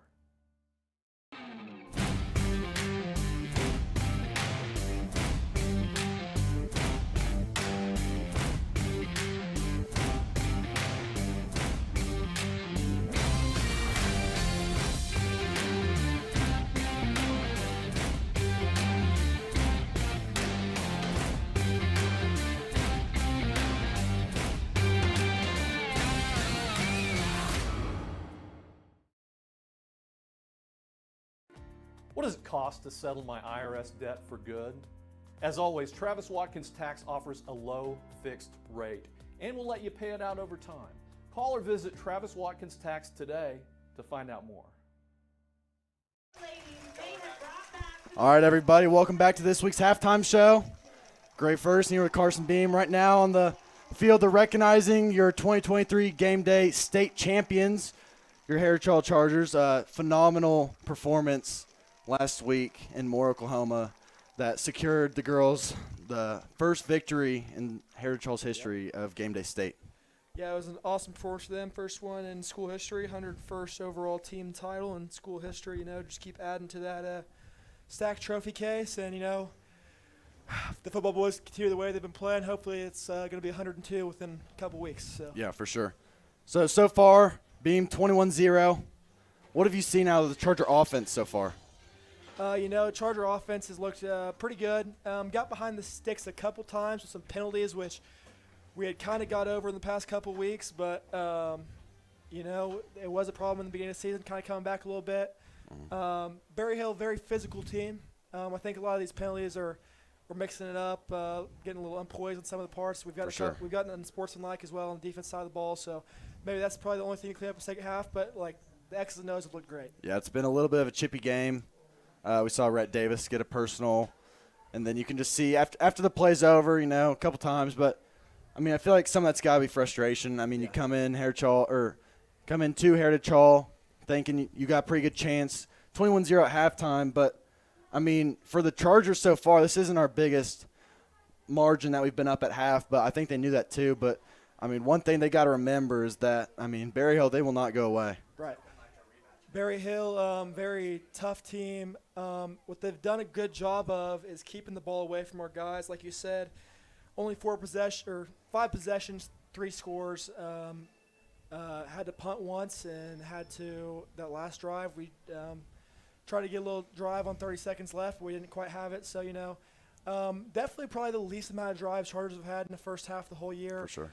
You know, I've talked to some of the coaches, and they said if they were playing against us, that would be their thing, is to try and keep the ball away from us. And Berryhill has done the best job out of anybody we've seen, but they're, like you said, still down 3 touchdowns. Yeah. I mean, I think it's been a pretty solid game, I'd say, offensively and defensively. Yeah. One big change, Charlie Gunny a body out this week. Yeah. and we've moved Gray Keller and Hillman Brown. Hillman Brown is wearing 51 today, and both of them have been on the offensive line and D-line doing a phenomenal job. Yeah, both those guys stepped in rotating. You see Hillman Brown switching up the jersey number to 51 so he can play on that offensive line. Both guys have been playing phenomenal this week. I mean, Gray Keller, the kid's been playing great this week, and I really love to see it. One of my close personal friends, and, a guy that's worked his tail off to get where he is. For sure. Didn't get a lot of playing time the years before, but, it's quarterfinals. Your name gets called upon. It goes back to all that stuff we said in these earlier broadcasts when we said getting these guys reps late game. Yep. And look at here. We knew it would pay off. You hate to see the injury, but, it's kind of awesome to see these guys, when they are called upon, play so well. For sure. Yeah, we've said it plenty of times on these halftime shows that when we've been up a big amount on other teams, let that JV and that second team in, and you can see with Gray Keller it has really paid off. Yeah. But one thing I've noticed, up 21-0, game's gotten a little chippy. Yeah. Do you think we see the starters leave a little earlier? I think they're definitely going to try and get to that 42 mark at least. That's probably the number I think they're going with. Okay. Unless it's like 35 with a lot of chunk out of the fourth quarter. It just depends on, if this kind of pace continues or if the Chargers kind of take over a little bit and force the issue a little bit more, because Berryhill probably being down means more passes. Yeah. More passes means clock stops more. Yep. Which means pace will slow down. Chargers get more possessions. So, it depends on if Berryhill tries to stick with what they've been going with, or and think they can just claw back, or if they try and change up their play style and Chargers get more possessions and ramp up the score, because they've been pretty efficient when they get the ball. Yeah, so assuming that the Chargers keep up this 21-0 lead and can close out this game, it's looking like we will be seeing Marlowe next week in the state semifinals. Right now they're up, I believe it's 27-0 against Cassia Hall, at Cassia Hall too. So, that'll be a good one. And then we got Lincoln Christian up 31-0 on Sulphur. I say that's probably what we all expected. Yep. And then Perkins 48-0 on Holland Hall. Well, that Perkins big lead over Holland Hall and that Marlowe big lead over Cassia Hall. Holland Hall, Cassia Hall from that 4th district. That 4th district was by far the weakest one, all of 3A. Yep. The fact those guys both were seated higher than Marlowe and Sulphur is just kind of shows a little bit of the flaw of the way the football playoff system is set up. For sure. We've seen it kind of hurt us in the past and force us to play at Lincoln Christian when we've been ranked 1 and 2 in the semifinals opposed to the state finals. They actually just changed the rule in baseball this year to where it goes to a voting and they're seeded 1 through 8 for state. Okay. So, it'd be interesting to see that for football. I think it would make it better for all parties involved. It'd make the matchups better by round like they're supposed to be. But, we see Marlowe again next week. I think they're going to give us an even better shot than last time. Yep. Boys got to be prepared. But that week off of school, these guys, no limits on the practice time. They're going to be getting after it and going, and they're going to be ready. Well, I think with that Marlowe game for senior night, we won, but it was by a very close margin. Right. We won by 1 touchdown. So from what I noticed, to the boys, it kind of seemed like they lost that game. We've been winning by lots and lots of points every week. So winning by 7, I think it's kind of fueled their fire. Yeah. From some of the boys I've talked to, they're ready, and they really want to see Marlowe again. Yeah, these guys are fired up for that game. They took it kind of personal with the close margin of victory because we've talked about this. Another thing we talked about on the broadcast in the past is, the expectation here, and win by 1 touchdown against a team like that is not what we expect necessarily. So when we want to, they want to kick it in gear, these boys are ready. Any team that's playing Heritage Hall, we got a target on our back for everybody, but Marlowe Outlaws have a target on their back next week from us, and these boys are out for blood. For sure. Well, and I think so on the opposite side of the bracket, Lincoln up 31 to 0. I feel like that's kind of what we expected. When we played Sulphur, I believe it was a pretty close game. Yeah. Even going into halftime. Yeah. Which was our homecoming night. That was a pretty close game. So seeing that's 31-0, that's got to show you how good Lincoln Christian really is. Well, we were tied 14-14 at half with Sulphur. Lincoln's up 31-0 at half against Sulphur. people out there might think, oh, margin of victory, same team, common opponent. That means Lincoln Christian's the better team. Not necessarily. That's something you can never do because, OSU goes out there, beats OU, then gets beat by 42 by UCF the next week. Yeah. It's like, what's going on? Uh-huh. It's not – sports don't work like that. Circumstances change week to week. For sure. Things happen. Momentum shifts. There's all these different factors that people For sure. don't account when they like to make statements like that. Mm-hmm. So, Lincoln Christian's definitely going to be our toughest opponent, but don't count out those Perkins Trion Demons either For because sure. those guys have been playing phenomenal all year. They're going to give Lincoln a good shot next year, and either team we play, hopefully if we get to stay, is going to be a great shot for us. Well, I think going back to what you said, like people can't really judge who you're going to play based off scores. I think we saw that a lot last year in the state finals. Yeah. I mean, personally, I'd say we were maybe the underdog by a hair. Yeah. I mean, Kirk Francis, who's now balling out at Tulsa. Yeah, great game. I mean, last had week. a phenomenal game against Tulane. Yeah. I mean, that team was solid, but I mean, it's the things that you can't really account for. Like, I couldn't told you that, they're not gonna cover the kick return and we're gonna jump on it for a touchdown. Right. Or some of the fumbles. I mean, it's like you really never know. It's just at the end of the day, who's put in that work, who wants it the most. Yeah, and one thing is that Metro Christian team last year beat everybody handily that they played going into that game.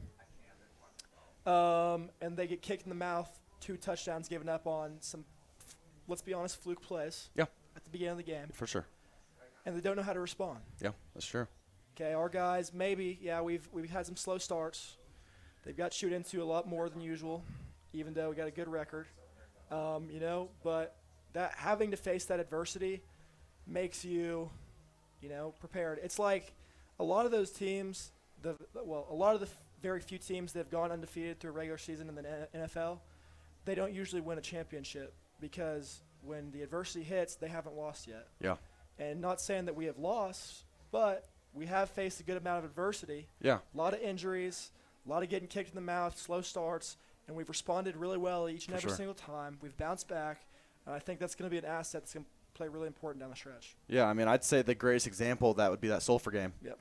I mean, the boys had not been – we were challenged at Clinton, Yeah. but on home soil we had not been challenged at all. Right. And then 14-14, homecoming game, supposed to win by a lot. We know this Sulphur team's going to be good. I mean, 14-14, I think it kind of put our boys, gave them a bit of a reality check. Yeah. But, I mean, that's good for them, and I think that's going to help them further on in the playoffs. Yeah, it's like the winningest team in Heritage Hall baseball history didn't win a state championship. They lost in the first round in the quarterfinals. It's like when you face like the Kentucky basketball team that was 34-0 in the regular season, loses third round of the NCAA tournament. Purdue. I mean, it's just facing adversity is an underratedly very important thing that is what makes or breaks teams in playoff time. And so us having faced a lot more of that and having handled that and being put in these tough situations in practice, and our coaches do a great job of simulating that, is going to give us the upper hand, I believe. Also, to note, if we do play Marlowe, let's think about potential sites maybe for the neutral site next week. Yeah. I mean, I was thinking Purcell, they got a really nice field. Okay. That's about, I'd say 50 minutes? Yeah, not too bad at all. Nah, not 40, 45 minutes. Yeah. Another potential landing spot, I think, could be Chickasha. Yeah. It's right down the street from Marlowe. Yeah. But, I mean, last year, Verdigris and Heritage Hall both drove an hour and a half to Prague, Oklahoma. Yeah. So I think Chickasha, they got a really nice field. Blanchard, potentially. Oh, yeah. I mean, there's a handful. Or they could keep it kind of local with Norman. I mean, I'd say those 4 are probably our best landing opportunity. All great venues. It'd be a pleasure to play all of those. I was just getting your thoughts on what you had kind of thought about. I didn't know if you had given that much thought or not, but, clearly did, and it's awesome to see. So now we're going to cut some replays. Andy Bass in the shotgun takes a snap, fakes the handoff to Bear Travis on the end around. A little read option. Makes a couple guys miss, cuts it back, and no one's catching him in the open field. No, I mean. 7 to the house. I'd say one of the fastest kids in Oklahoma. It's hard to catch him. Oh, here's another one. Fakes the handoff, play action. Rolls out right. Great ball to Jordan Harris.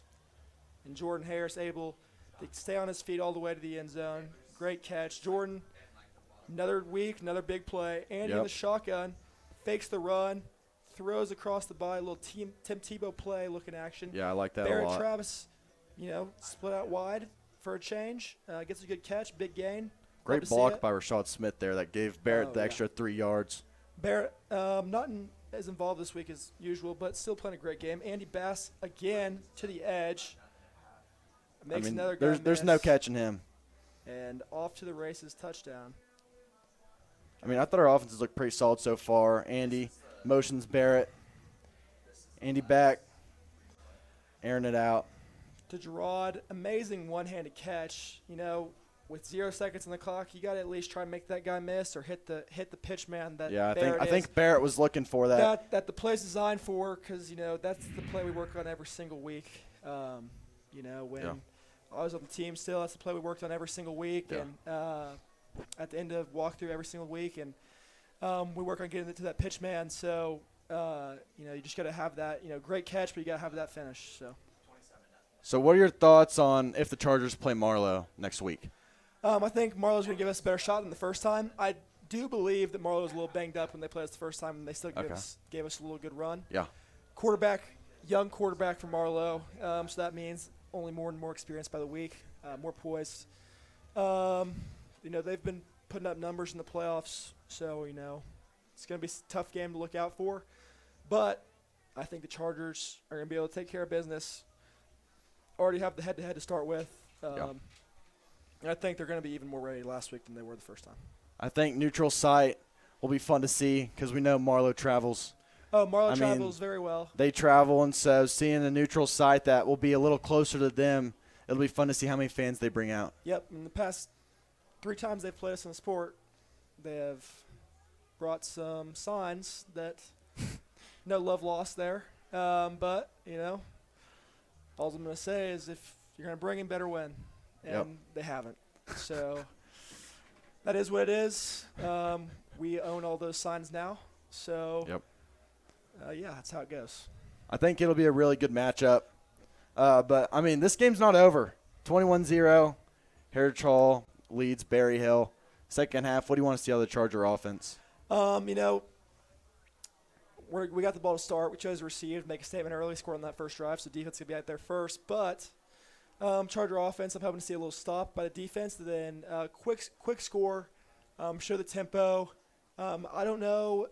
Talking to some of the guys this week from the team, they said they have some couple plays that are from deep in the bag, trick plays that to bring out this week. But it's going to be interesting to see if Bogert wants to put those on film for the following weeks, or he could just save them, or wants to stash them. Yep. So it's him making the decision of if he wants to give something that teams have to respect going week by week, or if he wants to stash that and have some trickeration left for the next week. Yeah. We know, Carson, it's quarterfinal week of playoffs, which means last game at home. Yep. Last game for us at Pop Murray. Yep. Last game in this booth. I think it'll be a really exciting one for this second half. But, I think if you're Berryhill, you're not out of it. Right. I think for them to have some success, you got to give the ball to the running back some more. Yeah. That running back runs hard. A lot of guys on the team compared him to he kind of runs like they said he runs like Isaiah Pacheco. For sure. He runs really hard. He's got that weird – it looks weird when he's running because he's got that weird arm motion, but he's tracked a few guys, put him in the ground. I said last week on the booth that Berryhill was more pass-heavy. All the guys this week told me no, more run-heavy, and it's been a lot of pass here tonight. I don't know if that's them trying to break tendency and catch us off guard or what maybe their coaches are going through their head. But, I do think if that's how they've had all their success and got here by the run, that maybe they should try that out a little bit more. I agree. That running back's really solid. Yep. He's gotten multiple big yardage gains, and I think if they could just get him involved a little bit more, whether that's putting him in motion, because no matter what, I know that Charger defense will have someone on him at all times. Oh, yeah. So I don't know if that's putting him in motion, kind of trying to pull him out. Yeah. Do whatever you can to try to disrupt this Charger defense that has been really solid so far, especially with those front seven. Well, they've tried a few tricky type motions earlier in the game, but they weren't able to execute them. Got some penalties because in high school, it's a little bit different rule. In college, you can only have one guy in motion at a time. College, you can have multiple. Yeah. So, not executing that properly, maybe if they were able to execute those motions, those plays would have been big hitters. For sure. But I think the coaches have kind of scrapped that, considering that they haven't been able to, execute it right, so they don't want to get behind the sticks with penalties. Yeah. About 2 minutes left until they hit another 2-minute timer. Looks like Berryhill's starting to trot out into the field. Kind of surprised that we haven't seen Heritage yet. I don't know if Bogart's been giving them a long pep talk. Well, I mean, here they come right now. But I don't know if Bogart was giving them a long pep talk or what was going on, which I would assume he was. Yeah. So. I mean, latest we've seen them come out in the past several weeks even. They were out even earlier in a bigger game last week, especially since it's cold. You'd think you'd see them out a little bit earlier. You could speculate all you want on what that means for what was going on inside, but I think these boys are ready to get going and put up some big numbers in the second half. Yeah. So about minute 9 left. That'll do it this week from you and I. Yes, sir. Last time up in this booth. Hopefully we see everybody next week at the neutral site. Hey, we might make a return sometime in the future. You never know. We never might make a halftime entrance sometime in the future, but that'll do it from us here at Pop Murray. Thank y'all for tuning in. We'll see y'all hopefully next week. Thank you, guys.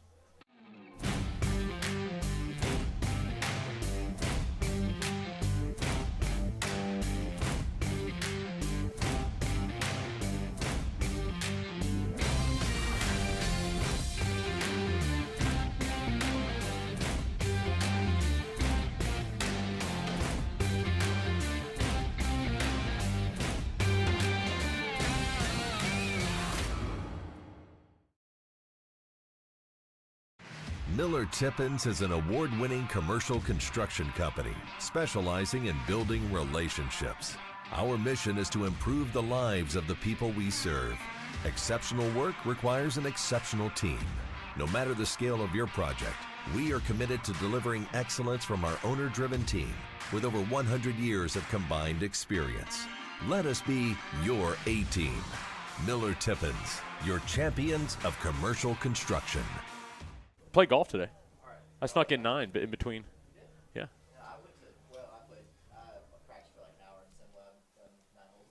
Nice. Good work. We're back talking golf here up in the press box. 2:20 left as the Chargers come back on the field to warm up. So to recap, after the recap, so that we can get back talking football. Yep.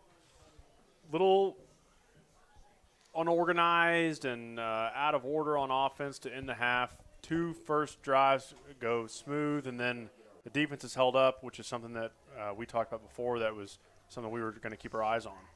Yeah, that we've had some young kids, Graham Murphy, certainly Hillman Brown, who have stepped into spots and made some big plays, big tackles. And to be fair, and not to to say anything poorly about Berryhill, they've missed a few passes, right? They've missed some shots that they had for first downs, but they've got some yardage on us. Yeah, and they've had a few opportunities on defense. They've dropped some interceptions, but 2 of them, yeah. You have to think at this point, being down 21, they're going to have to be more aggressive on defense or on offense. So our defense is going to have to read our keys and stay in phase with what Coach Adams has drawn up for them. And then on offense, we got to get back to keeping ourselves in front of the chains, not behind the chains. Well, and Cooper, tell me from an offensive perspective, if you're sitting on the Berryhill sideline right now, do you feel like they can keep pounding the ball, or you're not in an emergency situation. You're down 3 scores. No, I think at this stage they could theoretically still run the same things, but they have to have more urgency. Run into the sideline to get the play every single time is wasting too many precious seconds, because soon enough the Chargers are going to get the ball, even though Berryhill gets first, and they're going to have a good chance to score, so you're going to have to start moving more quickly. Yeah, that's a great point. We talked about that at the end of the half. Good point. So a couple things we're going to need to look for this half is we're going to have to find our Miller Tippins exceptional teamwork play. Yeah. And then we're going to be looking for a Seth Waddy Auto Family Power Promise player of the game. And then going back to the stats we were talking about, Jordy catches a touchdown pass to to get up to 12 touchdown receiving on the year, and Andy goes up to 33 on the year. So he ties Brett. Well, I hope he breaks it here on the first drive. Sorry, Coach. Yeah. All right, so we're going to get kicked off here. The Chargers are going to kick off first. Bo Butler has kicked a couple good ones down to each corner on both sides of the field. He has. Yep. So, Cooper, tell me, I think, 10, 11, 12, 10th, top 10, 11th, season passing leader, right? Who would know? No, I think it's right. I think it's I looked up the stat. I think you're just right at the top 10 mark for the way that we operate on offense now, I'm going to be out of there very quickly if that is the case. You think you keep dropping? Oh, yeah. But it was a nice-looking number. Yeah, it was basically just 1 year, too, so I'm proud of that. That was fine. Yeah, 1 year, 2,700 or something. Yeah, it was a lot. I'll take it. A lot of number 3. Yes, a lot of number 3, a lot of number 11, Who was number 11 those days? That was Cale Courtney. Okay. Yeah. Some good Charger history up here. All right, we got him back to kick. Little pooch. Chargers are going to try to recover it. Oh, it's loose. Oh, they got on it. So even with the pooch, the Chiefs only get it at the 30 after it bounces around for a little bit. That's a good job by Mr. Butler there on the it was a really good kick. Yep. All right, so the Chargers look like they think that Berryhill's going to come out in the run because Rhett Davis is out there and not Shad. Yeah, great point. Who we still have. It's been halftime, but we haven't seen him since he kind of got banged up towards the end of the first half. Got taken out by number 6 after that missed pick. We're not going to get the run, though, unless it comes out of emotion. As Payne is in the backfield by himself. Now here comes Barrington. Yeah, we were ready for it, but didn't. He still got good through. Tough run. Yeah, good run. Through initial contact again. Gain of 7. Tackled by Graham Murphy. We'll continue to give you score updates, but I think most of those games are pretty far out of reach at this point. If I'm looking over Price's shoulder here, I see Marlowe's probably the closest of them at 27-0 over Cassia. Barrington again in the backfield. Payne will keep it. It's a good He's run. He's going to fall forward. 6'4" body can fall for a couple yards. Yeah, you know that well. I fall for half a yard. I was yelled at if I ever tried to run. It was that was not a strong suit of mine. Yeah, there's that Perkins score I saw over Price's shoulder even on as he was posting it. They got Perkins 55-0, and there's your Lincoln score at 31-0. So we got a bunch of shutouts going right now in the state quarters. So 3 straight empty formations. Payne dropped a pass. Jack's Jack Harris. Good coverage there on the back end. It's a smart play by Jack right there, right? The instinct is to level him, right? Yeah. Right? And that's going to be a flag. Thing. Yep.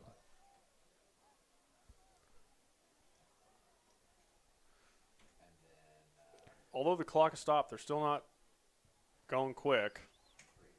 We're trying to recruit Jack Harris up to KU, but that's a work in progress as the inside sources tell me. We were talking before the game. Brett said that if he had 2 places to go and redo it, he'd do Lawrence or Athens, Georgia, and I think that Lawrence would be a pretty good spot. Incomplete pass there on 2nd down.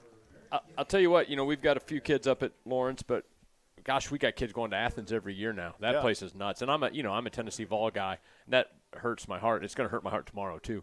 But Lawrence is I was blown away. I thought it was just I thought it was Manhattan. This flat place. It wasn't. It's one heck of a college town. Just like Athens. And the location close to Kansas City is great. Yep, they've been to Chiefs games up there and lots of fun. All right, we got 3rd and 10. Is that what I'm reading? Yep. Barrington in the backfield now with Payne. Straight drop back. He's looking over the middle. Little floater out wide. Uh-oh. Good That's pick there by Jordy. Unfortunately, he was thinking about scoring, but he fell. Right? Yeah. I mean, he was trying to catch that and stay on his feet. That was a heck of a play. Great defensive play. Read it well. Got in front of the receiver. High pointed it. Chargers are going to take over at the 44-yard line. It'll be 1st and 10. Check that 44. I don't know if you've got any intel on Jordy. I was working the change with his dad a couple weeks ago, and it sounds like the academies are kind of a top choice right now. Don't know if you've heard any different. I know New Mexico State was in the mix for a little while. I think an academy is a great, you set yourself up for so much success. We send a few kids there every year, right? Roll out. Andy, he slips on some wet piece of grass, but he reverses field and he flicks it down to Jordy. He's got some room. Good catch. He's going to get knocked out around the 5 or 6 yard line. Great play there by Andy as he rolled left, got stuck in a little bit of mud, composed himself, and made a good throw back across the field to Jordy. I don't know if our ChargerVision guys can get us that one again, but that was something else. That looked like a disaster in the making. And great individual effort there by Andy. Put in a perfect spot for Jordy. They're moving, so we might come back to that replay here in a little bit.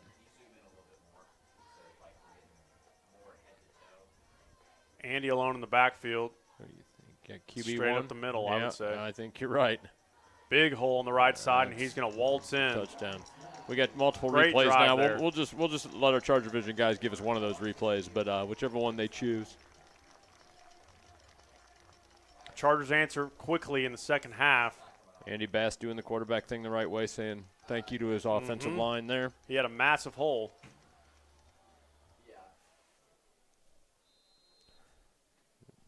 Swing the gate over and give Cal a point after here.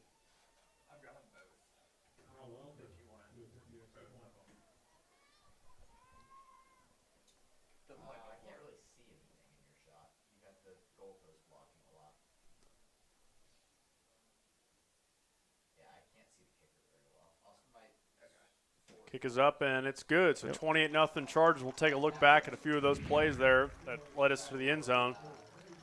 So here's the completion to Jordy. Yeah, it looked a little slippery there in the middle of the field. Kept his balance, threw it off of 1 foot. 45 yards. Not bad. Great catch, great play. And then the touchdown was followed up with Andy up the middle. You can see Rhett's his lead blocker, and he kicks out the outside backer who didn't want any part of it. Didn't want any part of Rhett or Andy, I don't think. No. Rhett's a good little baseball player for us, too. Had a good season pitching as a freshman.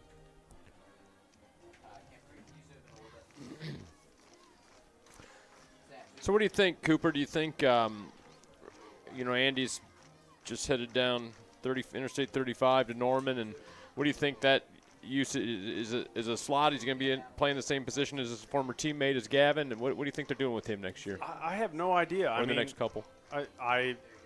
I think that Andy's going to do whatever he can to get on the field. So if that's slot, great. If it's running back, great. If it's special teams, some to hybrid start. thing, let's do it. I think he's down for any of it. But I've been so impressed with him knowing that he's not going to play quarterback in college and how much he's progressed over the last 2 years. Going back to that Millwood game last year where it was a struggle, and then it was losing to Clinton at home and then battling back all year and then having the success he's had this year. It's been really fun to watch. Yeah, he's just a great athlete, stout kid, and a smart kid. So that'll get him somewhere. So Bo tried to pooch last time. It was almost successful. He's going to kick this one deep. Yeah. He's going to have a chance to get in the end zone, and it does. So a touchback kick there from Bo Butler. He's shown us all left, right corner, up the middle, and deep. We'd like to thank Metromark Real Estate for their sponsorship this season. Established in 1978, Metromark is a pillar of the Oklahoma real estate community. Visit metromarkrealestate.com to connect with an agent today. Metromark Real Estate, helping you buy and sell with confidence. So the Chiefs will take over middle of the field on the 20. Shad is back in on defense. Empty backfield with Payne. He brings Barrington in the backfield, which you've seen quite a few times. Shifts to his right. Drop back pass. Blitz from Barrett. Pressure there from Hillman Brown at nose guard, and he's tackled along with a few other Chargers for a loss of 5. Hillman Brown's been very impressive at that nose, replacing Charlie Gagne-Body. Yeah, that's I've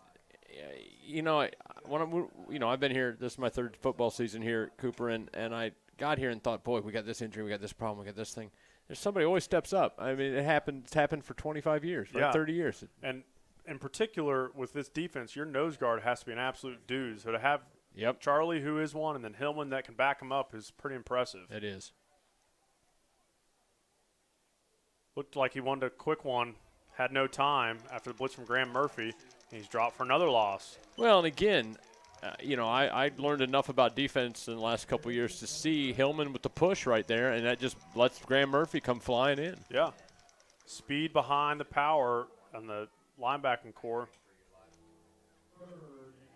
So 3rd and 18 as the Chiefs are backed up on their own 12. Haven't had success on these long 3rd downs, but they have when they've been backed up in their own They have had a side little of the bit. field. Yep. Rolls to his left. Pressured again. He's going to get away, and it's completed. There it is. He's got room. Carter Counts pushes him out just in front of the 50, and that's number 9, Ian Malicott. You called it, unfortunately, right? Again, deep in their end. They've struggled. Once they get to this point, they've struggled, but back there in their own zone, they've been able to get out of it. That's a tough throw with going to your left and having to. And Bladen Vogel was closing in on him.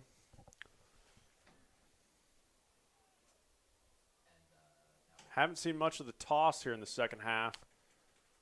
Yeah, one of the keys that we talked about. It was, and it was successful a little bit early for them, and they've gotten away from it because we started stopping it up. Barrett's on a blitz, gets his hands up. Barrington catches it. Great tackle by Jordy there in space. He had nowhere to go there as Xavier was there just in case Jordy didn't bring him down.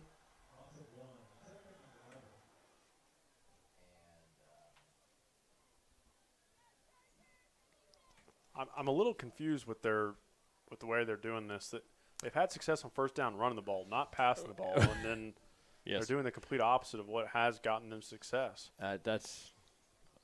Yes, I can't agree more. Blitz is coming. That's trouble. He's got pressure. Yeah. Sacked by 4 or 5 Chargers.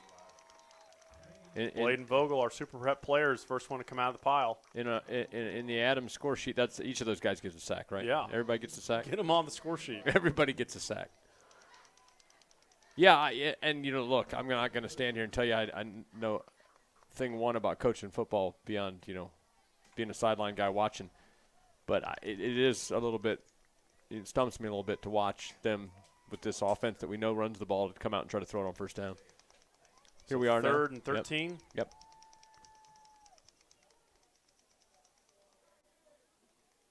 Bladen's coming again. It looks like no. He drops back. Barrett comes. Pressure up the middle from Hillman again. That's about his 3rd sack of the game, and he's had a few tackles for loss. He's playing great at the nose guard position. Yeah, I saw Dad down here earlier. I'm trying to see if he's jumping around, but yeah, Hillman's having a game.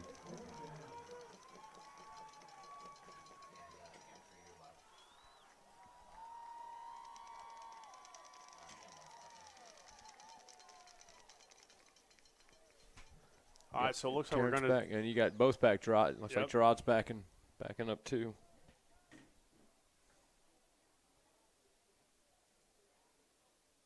Barrington punts a spiral right at Terrence. He's not going to fair catch this one. He's going to try to go out wide, make a cut back to the middle of the field, and he's going to get tackled. It looks like they're going to give him the 32-yard line. Okay. That was kind of a difficult one to catch, but he handled that one well. Yeah, it was sort of spiraling and sort of wobbling. Yeah. Give him a few extra yards. They're going to be spot at the 34. So now do you grind it a little bit, Coop, or you just go ahead and us pour it on them? Pour it on them. Yeah. Right. Okay. That's kind of what I thought you'd say. I'd like to score as many as we can, get all the other guys in the game, give them a chance in the playoffs. Yep, that's a great point. No, we go. Pre-snap penalty again. I couldn't tell who that one was on. We're still waiting for Andy to break that passing record of Brett's to the touchdown. So let's do it right here. Get one more, exactly.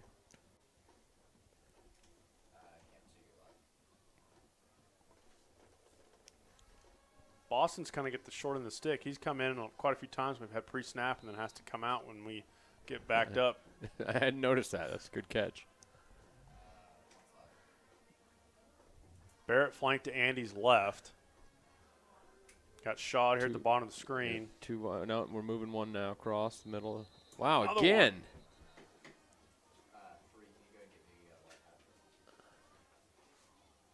Andy doesn't agree with it. Hey, you know, But I think that I think that our guys are saying that they're That's right. trying to manipulate it. You can see David Griffin keep Yes. saying it. Yep.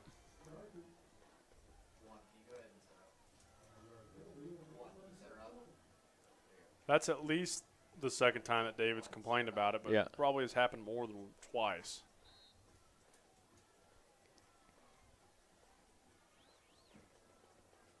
So we're going to go in a trips formation now.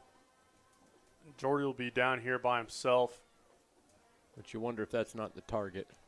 We're going to bring another guy over on top of it. Yeah, Free they did. release. They are going to There it is, the target. try for it. He outran He's him got some too. time.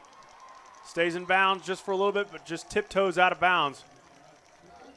You got the guy over the top, and he outruns him too. Pretty impressive. He got off the line extremely easily. Corner thought he had a little bit more help, but he didn't have enough for the speedster. Yeah, the trips look was my clue that we were coming down here. Great throw from Andy. Another heck of a throw. All right. So now the Chargers are in Chiefs territory. Cal Welker in. Rhett split out at the top. Interesting. Got your fullback tight end out there. We jumped again. Where we is that definitely movement? did it there. Is it on the line? Yes. Okay. I couldn't tell if it was on David or I was watching the motion and I missed. Or if it was on Grayson. I couldn't tell. Oh, 58? Is that Gray Keller? No, I think it was on Grayson. Oh, Hume? Yes. Okay. I couldn't tell if he popped up before he snapped it, but it was somewhere in the interior. At this point, though, we know what they're going to do. We got to be able to correct it. That's correct. If they are trying to manipulate the snap count.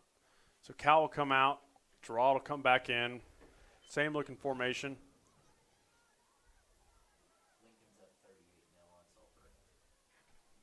Andy's taking his time. Pumps, rolls right. He's still looking downfield. He's got room to run, but he flips it. He's got Gerard in the back of the corner of the end zone. They're going to call him out of bounds. That was close. That's a tough call from that official. I don't know if he was in or out, but he was trailing. It's hard to see from that angle. I don't know. Yeah, tough to tell. And Andy, again, play breaks down. And Flips it out there. It. ChargerVision's getting a look here. I think he was in bounds. I thought there was at least 1 foot. That's all you need in this level, I'm fairly certain. Yeah. All right. So empty formation. When we've seen this tonight, it's been an Andy run. Let's see what we do here. Yep. It is. Good call. Got two pullers, Xavier and wide David open Griffin. again. Breaks a tackle. No chance. Yeah. Chargers score, and I'll bring it to 34-0. It's pretty tough when you kind of know what's coming and you still can't stop it. Yeah. When the guys in the booth know what's coming. Yeah. That's not. Had a bunch of blockers out there. That might be good enough for the the Miller Tippins exceptional teamwork play, as we had the line out blocking for him and it didn't get touched. Yeah, I may agree with that. I mean, we've seen a bunch of great plays on an individual level, but he didn't know was touching him. No. Right?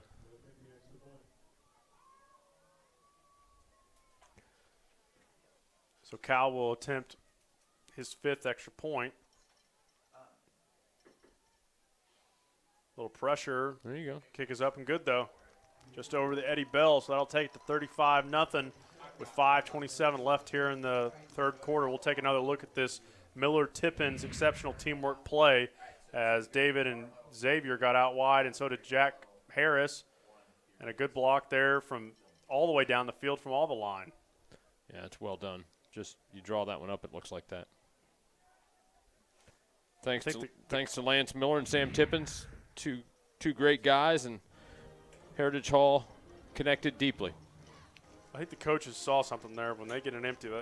The Chiefs aren't expecting run, and the Chargers took advantage of it there. Which, again, here, the question is, you were expecting it up here, and, we're not down there on the sideline coaching. The pattern seems to be set that if we go empty like that and stacked one side, there goes Andy. They shouldn't have enough bodies out Right, wide. right. We've got the Charger novice debate team. So young group swept the semifinal round at the Edmond North Debate Tournament last weekend, taking first through fourth place. Unable to top the Chargers in quarterfinals were Cassidy, El Reno, and SNU Lab in the quarterfinals. First place, Joseph Horvath, Andres Nagy, and Wyatt Matthews. Second place, Rihanna Bruner and Josie Bressman. Third place, Adam Hamida and Ethan Kai. And in fourth place, Sophia Albeck, Eloise Nasser, and Catherine Dunn. Congratulations, debate team. Good beating Cassidy and anything. I love it. We love it. So they'll return the kick from the 10, and he won't get much further than the 22-ish. Good coverage there by the Chargers. I don't know if that was – it looked maybe like Carter counts there. No. Ben Showalter on the tackle. I saw 2, but I couldn't see the other number. He's had a couple good tackles on the kickoffs. Yep, that a boy, Ben.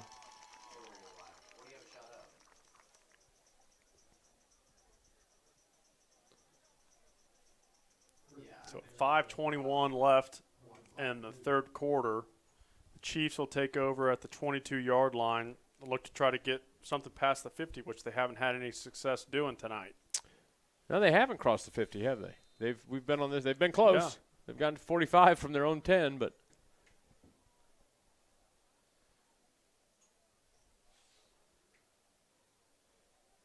so they're going to stay in shotgun here on first down. Barrington, where he usually is. Be a pass. They're going to try to go deep and test Carter. Good coverage there from Counts, though. They'll fall incomplete. That's Carter Counts is a heck of a soccer player. Kicked for us some in the past, and then all of a sudden he's a DB. He got huge and fast. Right. Okay. You see Marlowe Outlaws beating the Commandos 33-0 in the third. Perkins trying Demons 62-0 over Holland Hall. And Lincoln Christian 38-7 over Sulphur. Sulphur got on the board, and we look like we got another sack here. Hillman Brown. He's in the backfield all game. Good grief. When in doubt, it's 51 tonight. That young man is having a game. I'm glad we got that number correction early. Yeah. He looks pretty good in 51. 9's not bad, but 51 served him well tonight. Yeah. These are the times, I guess, as a coach, you go, okay, maybe we'll move him in there. Yeah. Yeah. It's going to provide a lot of depth if Charlie can get back on the field. No doubt. It's a great point. Chargers are showing blitz. All three backs are lined up. They're going to bring all three. Quick screen out to Barrington. Smart throw on the blitz. They'll get back to the line of scrimmage. Well covered on the outside. Yeah, that was good. Good job by the defensive backfield. Make a tackle in space, and they'll bring 4th and 10. And looks like Berryhill is content with punting.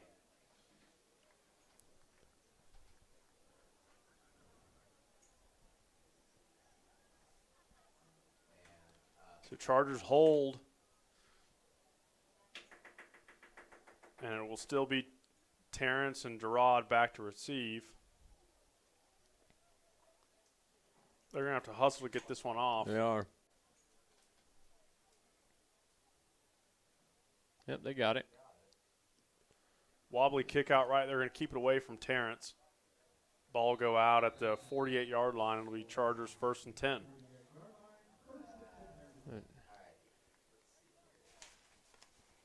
Chuck with the first down signal, I think, after fielding that punt. ChargerVision would like to thank another great sponsor, 9th Street Barking Lot, for their support. Visit them online at 9thstreetbarkinglot.com to schedule your BARK bus pickup from the Heritage Hall campus. Kyle Gillum looks forward to spoiling your pups at his first-class facility in downtown Oklahoma City, 9th Street Barking Lot, home of the BARK bus. So same group of starters in still here in the third quarter. I imagine we'll get some Barrett Travis on this drive. Speed option. And he will just keep it. He had the pitch available, but he takes it and gets pushed out of bounds, gain of about 4. You can see Barrington got a hold of him there. And becomes obvious how strong Andy is. Yeah, right? can't bring him down. Just got to be able to push him. Yep, that's a strong kid who had a hold of him, and Yeah. still, Andy just kind of rode him out of bounds. So it was a gain of 3, not 4, so it'll be 2nd and 7. Few changes and subs. Gerard down here by himself. We had a little spat between the brothers there on the defensive side of the ball. I think upset. We did it again. Unreal. That's about the 5th time they've called it on us. Well, I usually try to sneak in at 12:15 on Mondays and get a little lift in, and I'm going to hear the film room. Yep. I usually hear Adam screaming. Yep. It might not be Adams this week. It may be somebody else.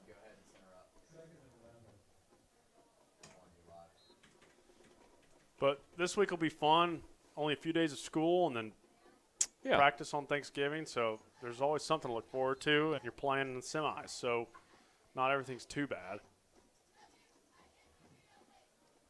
Quick pass out to Cal. He's got a good block there from Jordy. Good move. Smart. Doesn't clip him. Cal ducks down and gets enough for the first down. So Cal's first action on the reception there. It'll be first down. Coulter Gasky went down and just flexed on our guys. That a boy Coulter. The weatherman is down, but he's up quickly. Kept the camera up. That's a starting soccer goalie, though, so, that's an athlete. He got back up. He's got expensive stuff in his hands. He does have expensive stuff in his hand. That's what Luke Steelman's over here sweating about, Yeah. I think, was the camera that's in his hands. All right, so Cal in the backfield. Rhett will motion back to a wing position. Fake the handoff to Barrett. He's looking deep. He Here's your flicks it this touchdown time shot. again to Jordan. There Touchdown it is. again. Bass to Harris. It's pretty good connection. I think Jordy's going to get a snack. He looked like he was in towards the concession stand. He's still going. He's headed back in. There's your record, Cooper. Yeah, so Andy's got 34 touchdown passes this season, and now Jordy's got 13 passes that he's caught for touchdown. He's just one behind Rashad. So 27 for the top 2 receivers for the Chargers is pretty good.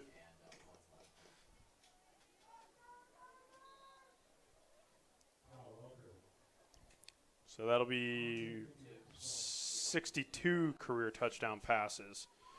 He needs another 5 to pass Brett for 3rd in Charger history. Okay. For a career. Kick Kick is up and good. 42-0. And was Brett a 3-year starter? I think he played a little bit as a freshman, but yeah, mainly a 3-year starter. Okay.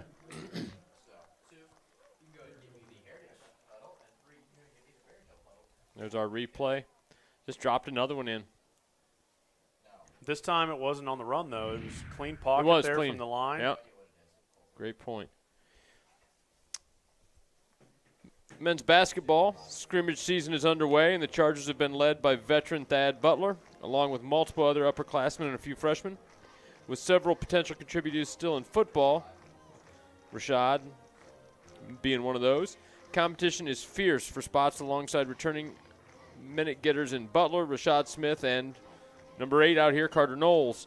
After a final preseason tune-up Tuesday at Kingfisher, with Lincoln Christian also attending, the boys opened the regular season on the road December 5th against Luke Gray and the OCS Saints. That'll be a quick turnaround, hopefully, for the boys after a state championship win. That's right.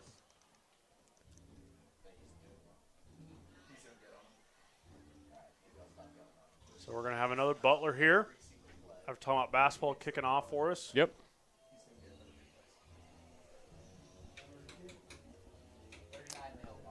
You got a score update there for us, Cooper. Marlowe's up 39-0 now.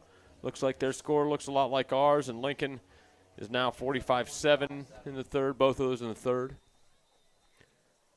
And we assume the Perkins game is still well out of reach. Well out of reach, yeah. There it is, 62-0. Tough night for the Tulsa schools outside of Lincoln. High kick. They're going to let it bounce. Would have loved a little 60-degree wedge spin there if they didn't have any interest in catching that one. Yeah, just back it up at the 5. Yeah. Yeah. So the Chargers are going to keep their starting defense out there. Yeah, we think after this quarter you I start would to see think some so, yes. substitutes. Got Cal Welker in out there now. Yeah, Maybe his first action, spelling. I think, Oh, on Graham defense. Murphy's still out there. Thought maybe. I think he's in there for Rhett or Yep. Shad. Yeah, that's right. They've been rotating in. They mainly. have. But Here comes Rhett, and now sorry, Cal. I said your name too soon, buddy.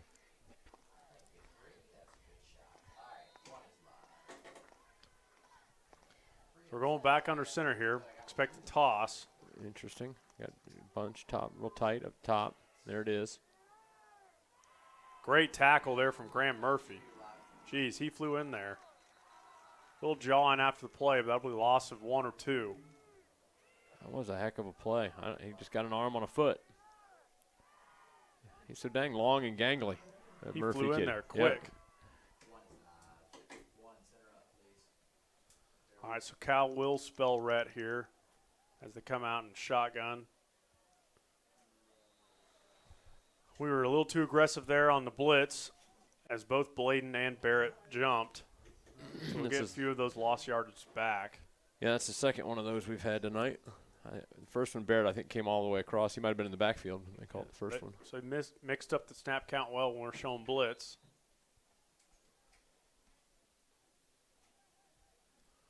Clock's still going, though, and they're still Content huddling with up that. and taking their time. Yep.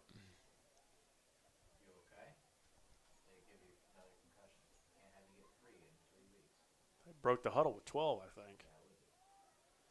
Barrett comes free, doesn't make the shoestring tackle, but Terrence Johnson from the free safety position comes all the way down and makes a tackle at the line of scrimmage. Gain of maybe half a yard. Yeah, that closed quickly. Great play there by Terrence.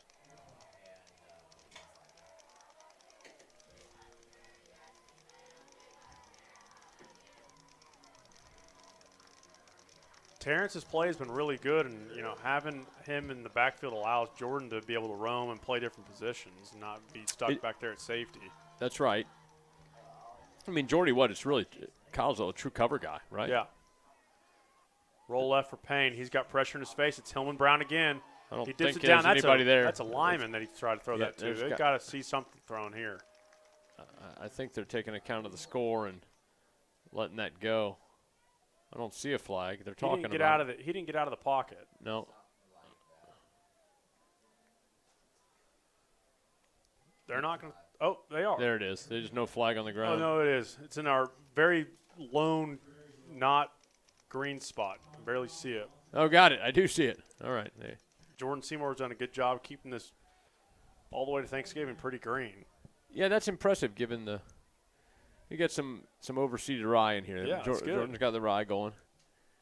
Shout out to Seymour. That's well done. He'll be talking about that for months. All right, so they're going to be lined up in punt formation. This time Barrington's going to be in his own end zone. Low kick, end over end. That one's fielded by RJ on a hop. Only time he's ever caught a ball in his life. Rock hands down there. Well, you beat me to that one too, Cooper. a defensive backfield guy, right? Well, here he was number 42 with the biggest neck roll you've ever seen and never knew how to catch anything. But then as he grew up and went to college, they figured, he looks like he could play defensive backfield, but I don't think he ever had a career interception. So. Well, yeah. But he fielded that one like a champ. All right, so we are going to have some second teamers in the skill positions now. Walker Nelson will be at quarterback. Barrett Travis will stay in the game, though, at tailback. Like Terrence is in. Carter Knowles is in. Give it to Barrett. Met at the hole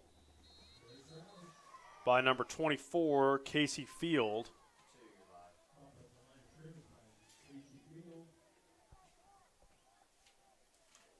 So the first team line is still in. Walker Waddell's out there, I think. Andrew Golden. Porter England up top. Yep, Porter's up top. Still Barrett and Walker. Another handoff to Barrett. He's going to make a cut, gain of about 3. So 3rd down and 7 here. That should be the last play of the quarter. Yep. We'll switch ends here. So at the end of 3, the Chargers lead 42-0. We'll come right back after this commercial for the start of the 4th quarter. I'm sure you've heard 2 is better than 1. Well, when it comes to the best new Ram truck deals in Oklahoma, Joe Cooper guarantees it. Get twice the selection, twice the savings, twice the service. We guarantee to beat any deal in a new Ram truck by $500, or we'll give you $10,000. That's why Joe beats the competition 2-1. Who loves you, Oklahoma? Joe Cooper Ram in Shawnee and Yukon.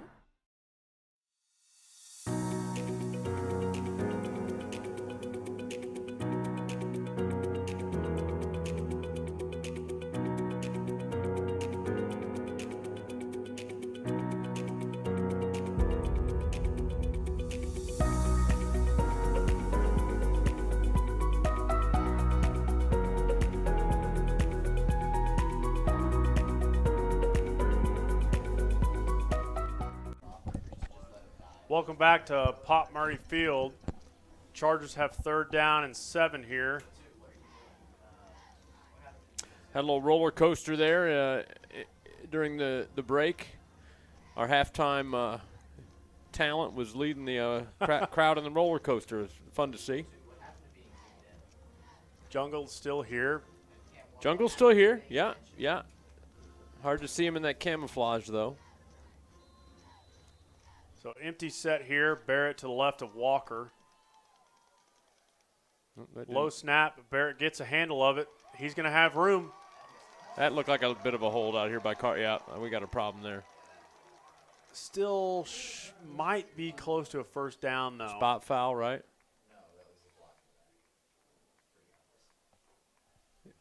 A hold or a tackle or It's something. a good run by Barrett. Kind of a broken play with the low snap.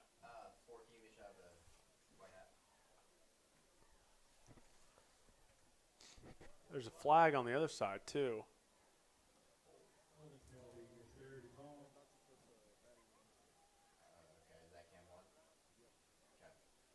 They're trying to figure out if it's enough yardage or not. I think it should be 3rd and short. Oh, no, they're going to give him 1st. 1st down, then mark it.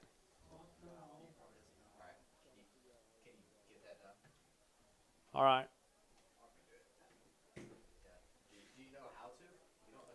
So 1st down, and 10 on the 23-yard line.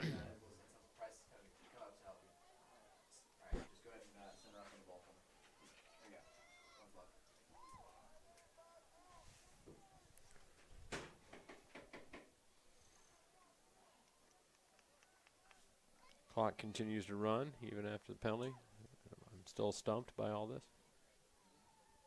Walker Riddell in the backfield. He'll take the handoff. He's got room himself. Galloping down. He'll be tackled at the 4-yard line. A good little run by Walker. Great run. Got the 2nd O-line in, too. Jackson Llewellyn's out there. Ryan Bullock. Stephen Wilson. And Crawford Brown. And Caleb Blue. Those are your 5 now on the line. Walker's, I think, a freshman, right? 19. Yeah. Tough run. Gets 1 or 2.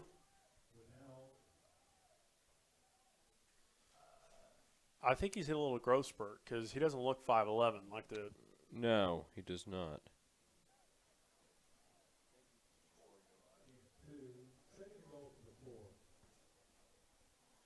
So it'll be 2nd and goal from the 4 as Chuck's taken over signaling. That's a definite sign.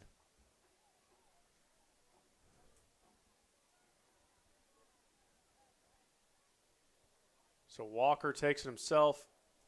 Blitz from the Chiefs, and we're going to lose a few. There we go. Yeah, that's the right call. Keep your composure, guys. They have nothing to lose now. We have everything to lose. That's right. Which is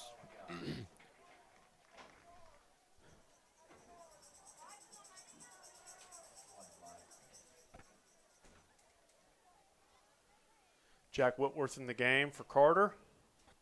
Andrick's coming back. Andrew's a good-looking freshman also. Yes, had he is. had new patrons dinner with his parents, had a nice dinner with them. Glad to have him on board. So trips right. Walker in the backfield.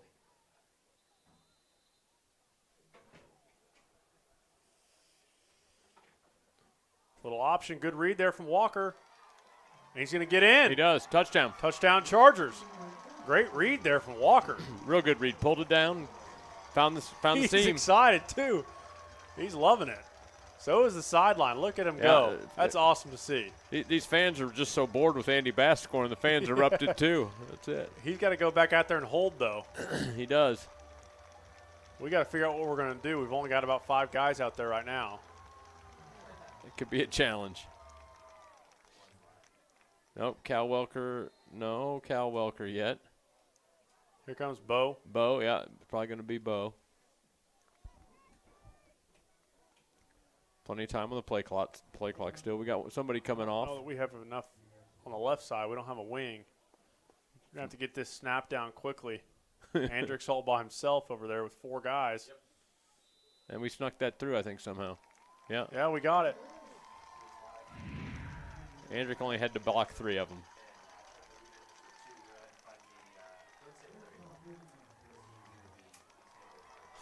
Walker's fired up. He is fired up.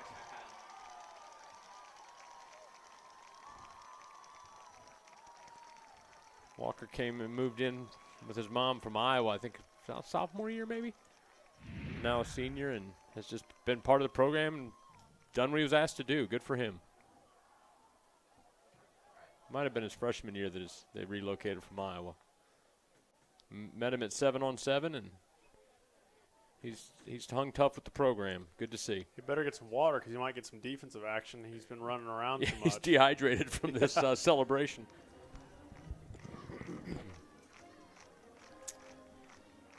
All right, well, first-year head coach Olivia Nixon, we are thrilled about Olivia joining us and excited about Charger women's basketball this season. Last night, the girls capped off 4-scrimmage preseason with a 54-14 win over Bridge Creek. Returning starters Reagan Fowler, who had 27 points, 4 rebounds, and 5 assists in an earlier game in a win against Cassidy, another Cassidy victory. Marley Moore had 22 with 6 threes versus Blanchard. And Nevaeh Johnson have all played very well in this scrimmage preseason. Reagan Creamer, Johanna Bell, Sophia LeClaire, and Coral Grimmett have all shown flashes of excellence as young Chargers. Coach Nixon makes her Charger debut when the Chargers traveled to OCS on December 5th for their first regular season game against the Saints. Another good kick in the end zone by Bo. So we're going to see some younger Chargers here on defense. I see Micah Brown, Ben Showalter, Spence Wadley, Cal Welker, Porter, Boston, and Terrence in the backfield.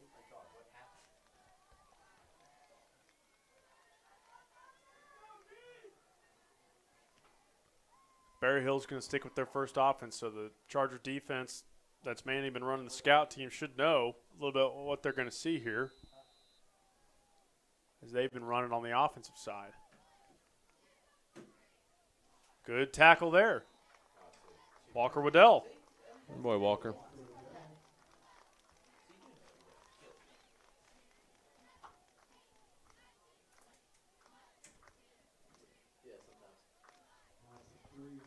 So loss of 3 will take it to 2nd and 13. Ball will be on the on the 17-yard line. 8:40 and counting here. Graham Murphy's down here trying to pump up the crowd a little bit. Just need Walker Nelson's all we need. He's pumped up and still pumped up.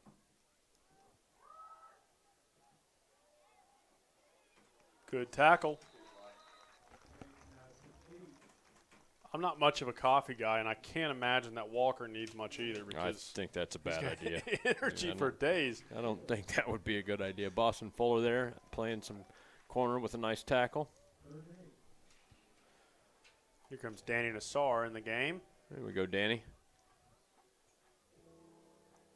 He's got some big shoes to fill at that nose guard after the game that Hillman Brown had. Well, I tell you what, you thought Hillman had big shoes to fill. Now they're his shoes that need filled. Little score alert here. Marlowe stretches out a little bit, 45-0 on Cassia Hall. Good pass down the sideline. Middle route is open, but it's through the hands of Barrington. Can't connect from Payne. Berryhill will punt. Now that Walker got the score on the board, what he's got to now take into account is we can run this clock. We don't need to snap it with 25 seconds. No, we don't. Get out of here. No, we don't. Let's let this run. Saw a big score there again. Perkins was up big still, 65-0, and Lincoln 45-7 still on Sulphur in the fourth. So it looks like all the quarterfinal games in 3A are pretty much wrapped. We'll take a look at the bracket here in a little bit. Good kick there from Barrington. It's still going to roll and stop finally at the 33-yard line. While we're talking about it, let's take a look at that bracket.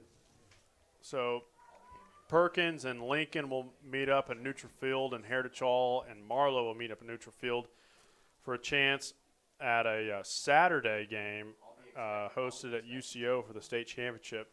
I guess we were Friday night last year, weren't we? We had a Friday night game, so Saturday day. Or was it Thursday? Heck, it might have been Thursday. I was there. You think I should know about it? I don't know. I think it may have been a Thursday. We were there. I just don't remember what day of the week it was. We'll get you some Charger football alumni report here in a second when we get a break. Bunch formation. Here comes Walker around the end. Hudson Ferris in at quarterback. Got a couple good-looking freshman quarterbacks coming through the system. Hudson Ferris and the Lawson boys going to be a good quarterback.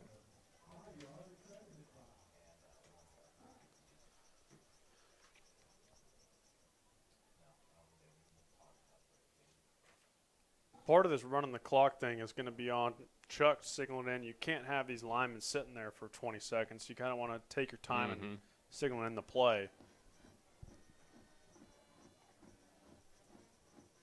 Walker can't get around the edge.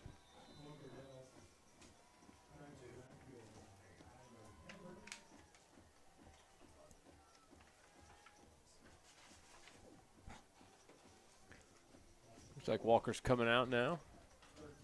Maybe Andrick in the back. Nope, no, he's out too.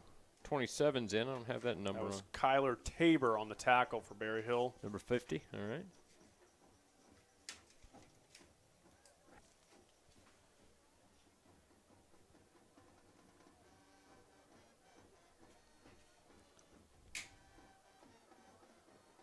All right, clock's running.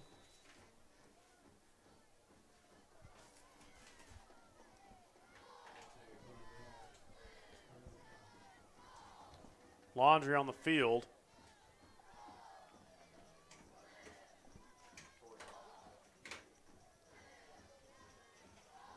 Charger coaches are signaling first down, so it must be after the play by Berryhill. And it was. So first down and 10. Just shy of the 50.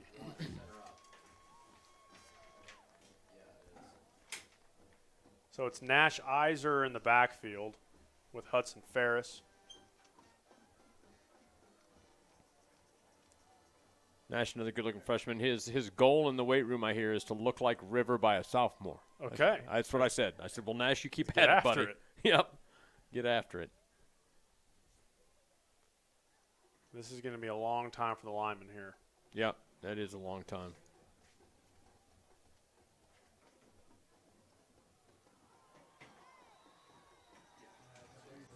Loss of 4.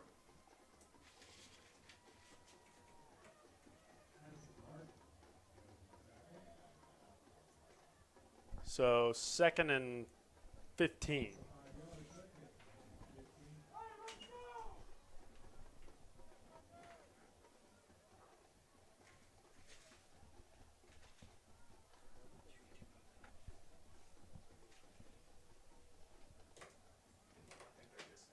All right, so full backfield now.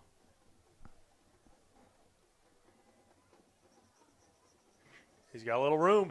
He's got a lot of room. Great cut there by Walker Waddell. Yep. Walker's loose. Great run. Good run there on 2nd and 15. Good to see the young guys. Gain of 35. Young line in the game, mixing it up a little bit. It's good to see the younger Chargers get in there and move the ball on the Berryhill first defense. Good. Jack Holbrook maybe he's checked in, it looks like.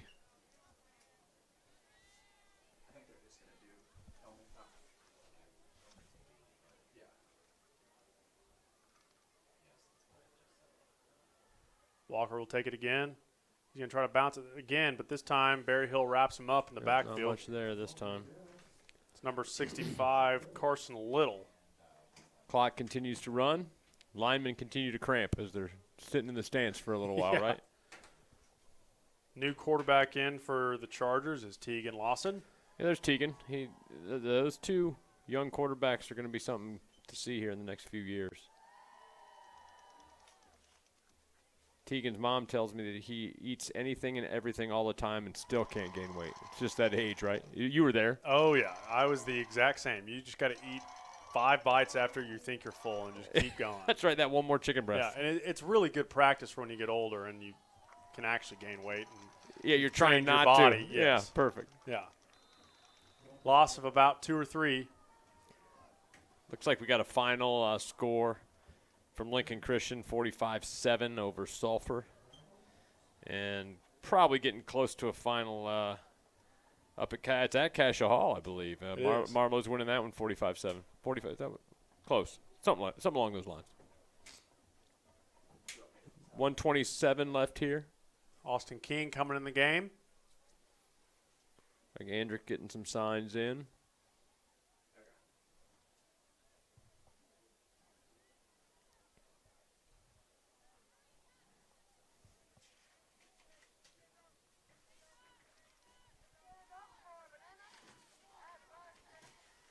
Gain of about 1 or 2 there by Nash. Looks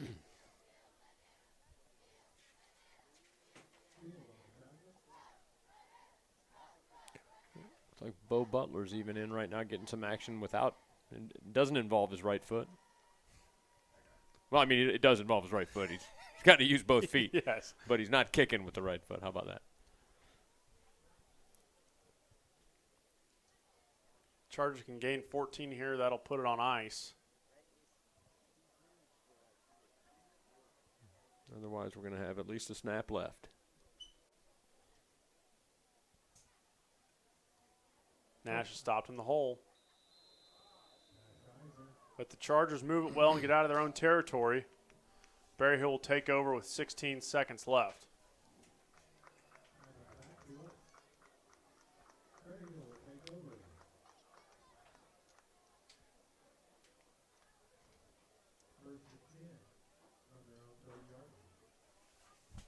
And a little bit of quick update there on Charger Football Alumni Report. Gavin Freeman, I saw, had, 82-yard kick return against BYU.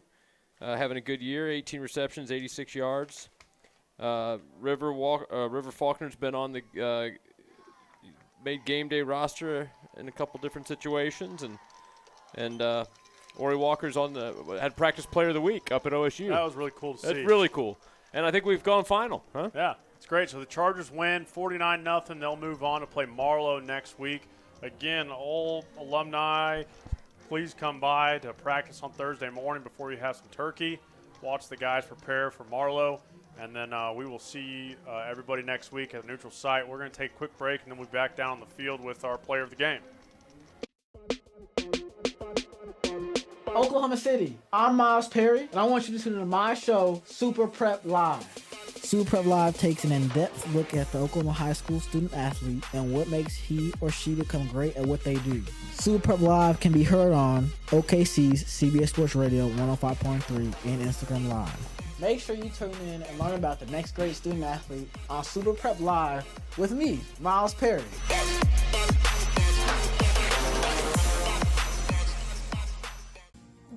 stuff grew out of our love of historic preservation and architectural salvage of building materials. Whether you're looking for doors, light fixtures, hardware, reclaimed lumber, statues, plants, or home decor, Dead People Stuff is the perfect piece for your next project. And the Dead People Stuff family is growing. Come check out our 40,000 square foot compound featuring a brewery, barbecue, tattoo shop, barber shop, and a cat cafe. We pay you cash to haul off your trash. Help us save history one piece at a time.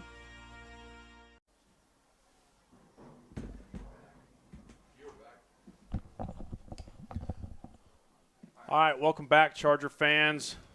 We're going to do a little cleanup here, and then we're going to send it down to Aaron on the field with our Seth Wadley Auto Family Power Promise Player of the Game. So to tidy things up again, a couple things of note. The Chargers continue to roll on. They go to 12-0 on the season as they drop Berryhill 49-0. Andy Bass moves past Brett Bogert, the head coach, on passing touchdowns for a season as he gets to 34 on the year and 60. I've done this now 4 times. 64, I think, on his career. And then the team in general, what we were looking for in our pregame analysis was how our defense was going to respond with a few guys out, and the defense responded well. Hillman Brown led the charge of the nose guard position, stepping in there for Charlie Gagne-Body. He is our Seth Wadley Auto Family Power Promise Player of the Game, and Aaron will talk with him here in just a moment down on the field. But the Chargers score 49 points. They don't give up any. They're going to face a familiar opponent next week in Marlow, as it's a district clash, which we have become accustomed to, playing in the tougher districts in 3A and 4A over the last 10, 15 years. But the game time and the location will be announced by the OSSAA here in the next coming days. But it'll be somewhere neutral, hopefully in between Marlow and Oklahoma City. So after Thanksgiving dinner on Thursday and the OU game early on Friday morning, Charger fans can make their way down to support the Chargers on their quest for another gold ball. Brett Bogert extends his career record to 113-7. And the Chargers' defensive rating goes down, hopefully a little bit of a couple points, as they don't give up a point. And I don't think that Marlow made it past the 50-yard line. So the Chargers are going to go ring the bell. We're going to take a quick commercial break, and then we'll send it down to Aaron for the Seth Wadley Auto Family Power Promise Player of the Game. Oklahoma City, I'm Miles Perry, and I want you to tune into my show, Super Prep Live. Super Prep Live takes an in-depth look at the Oklahoma high school student athlete and what makes he or she become great at what they do. Super Prep Live can be heard on OKC's CBS Sports Radio 105.3 and Instagram Live. Make sure you tune in and learn about the next great student athlete on Super Prep Live with me, Miles Perry.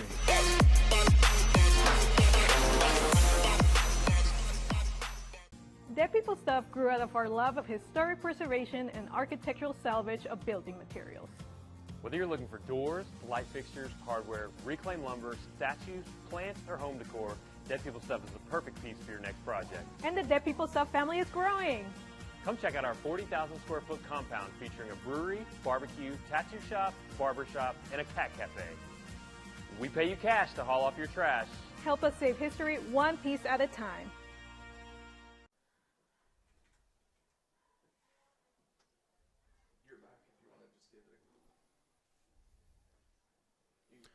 All right, we're going to go down to Aaron on the field with our Seth Wadley Auto Family Power Promise Player of the Game and Hillman Brown. All right, whenever you guys ready. 3, 2, 1, you guys. All right, welcome back, Charger fans. I'm here with a substitution, right? And our Chargers Player of the Game. This is Seth Wadley Player of the Game, Hillman Brown. Hillman, nose guard. Yes, sir. How you feeling about that? Talk to me a little bit about your pinch hitting for Charlie Gagne-Body, playing a lot of defense. Tell me about playing nose guard tonight. Well, Sunday morning or afternoon, Coach Bogert gave me a call, said we're going to need you at left tackle and nose guard this week. And I accepted the challenge. I mean, I just got in film in the script and just played with some heart. Hey, look, I'm going to tell Coach Adams I got better stats than he does, but I got you for 7 sacks tonight. I don't know if that's close, but up in the booth, we were trying to keep count. If we lost count, that's a pretty good sign. Tell me about that. I mean, you were loose all night.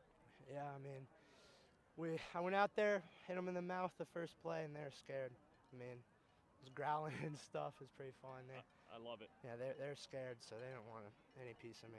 All right, well, next round it looks like a pretty big win for Marlowe tonight. A lot of shutouts tonight in the quarterfinals. So we'll go tee up the film from a couple weeks ago and get ready, right? Yes, sir. I mean, we didn't prepare as well as we should have the first time, and trust me, we're going to prepare this time and put on a show. Well, Hillman Brown, congratulations. Seth Wadley, Auto Charger Player of the Game. Well done, buddy. Thank you, sir. All right.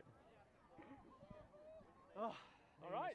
Nice work, man. Thank you, sir. Cam 1 is live.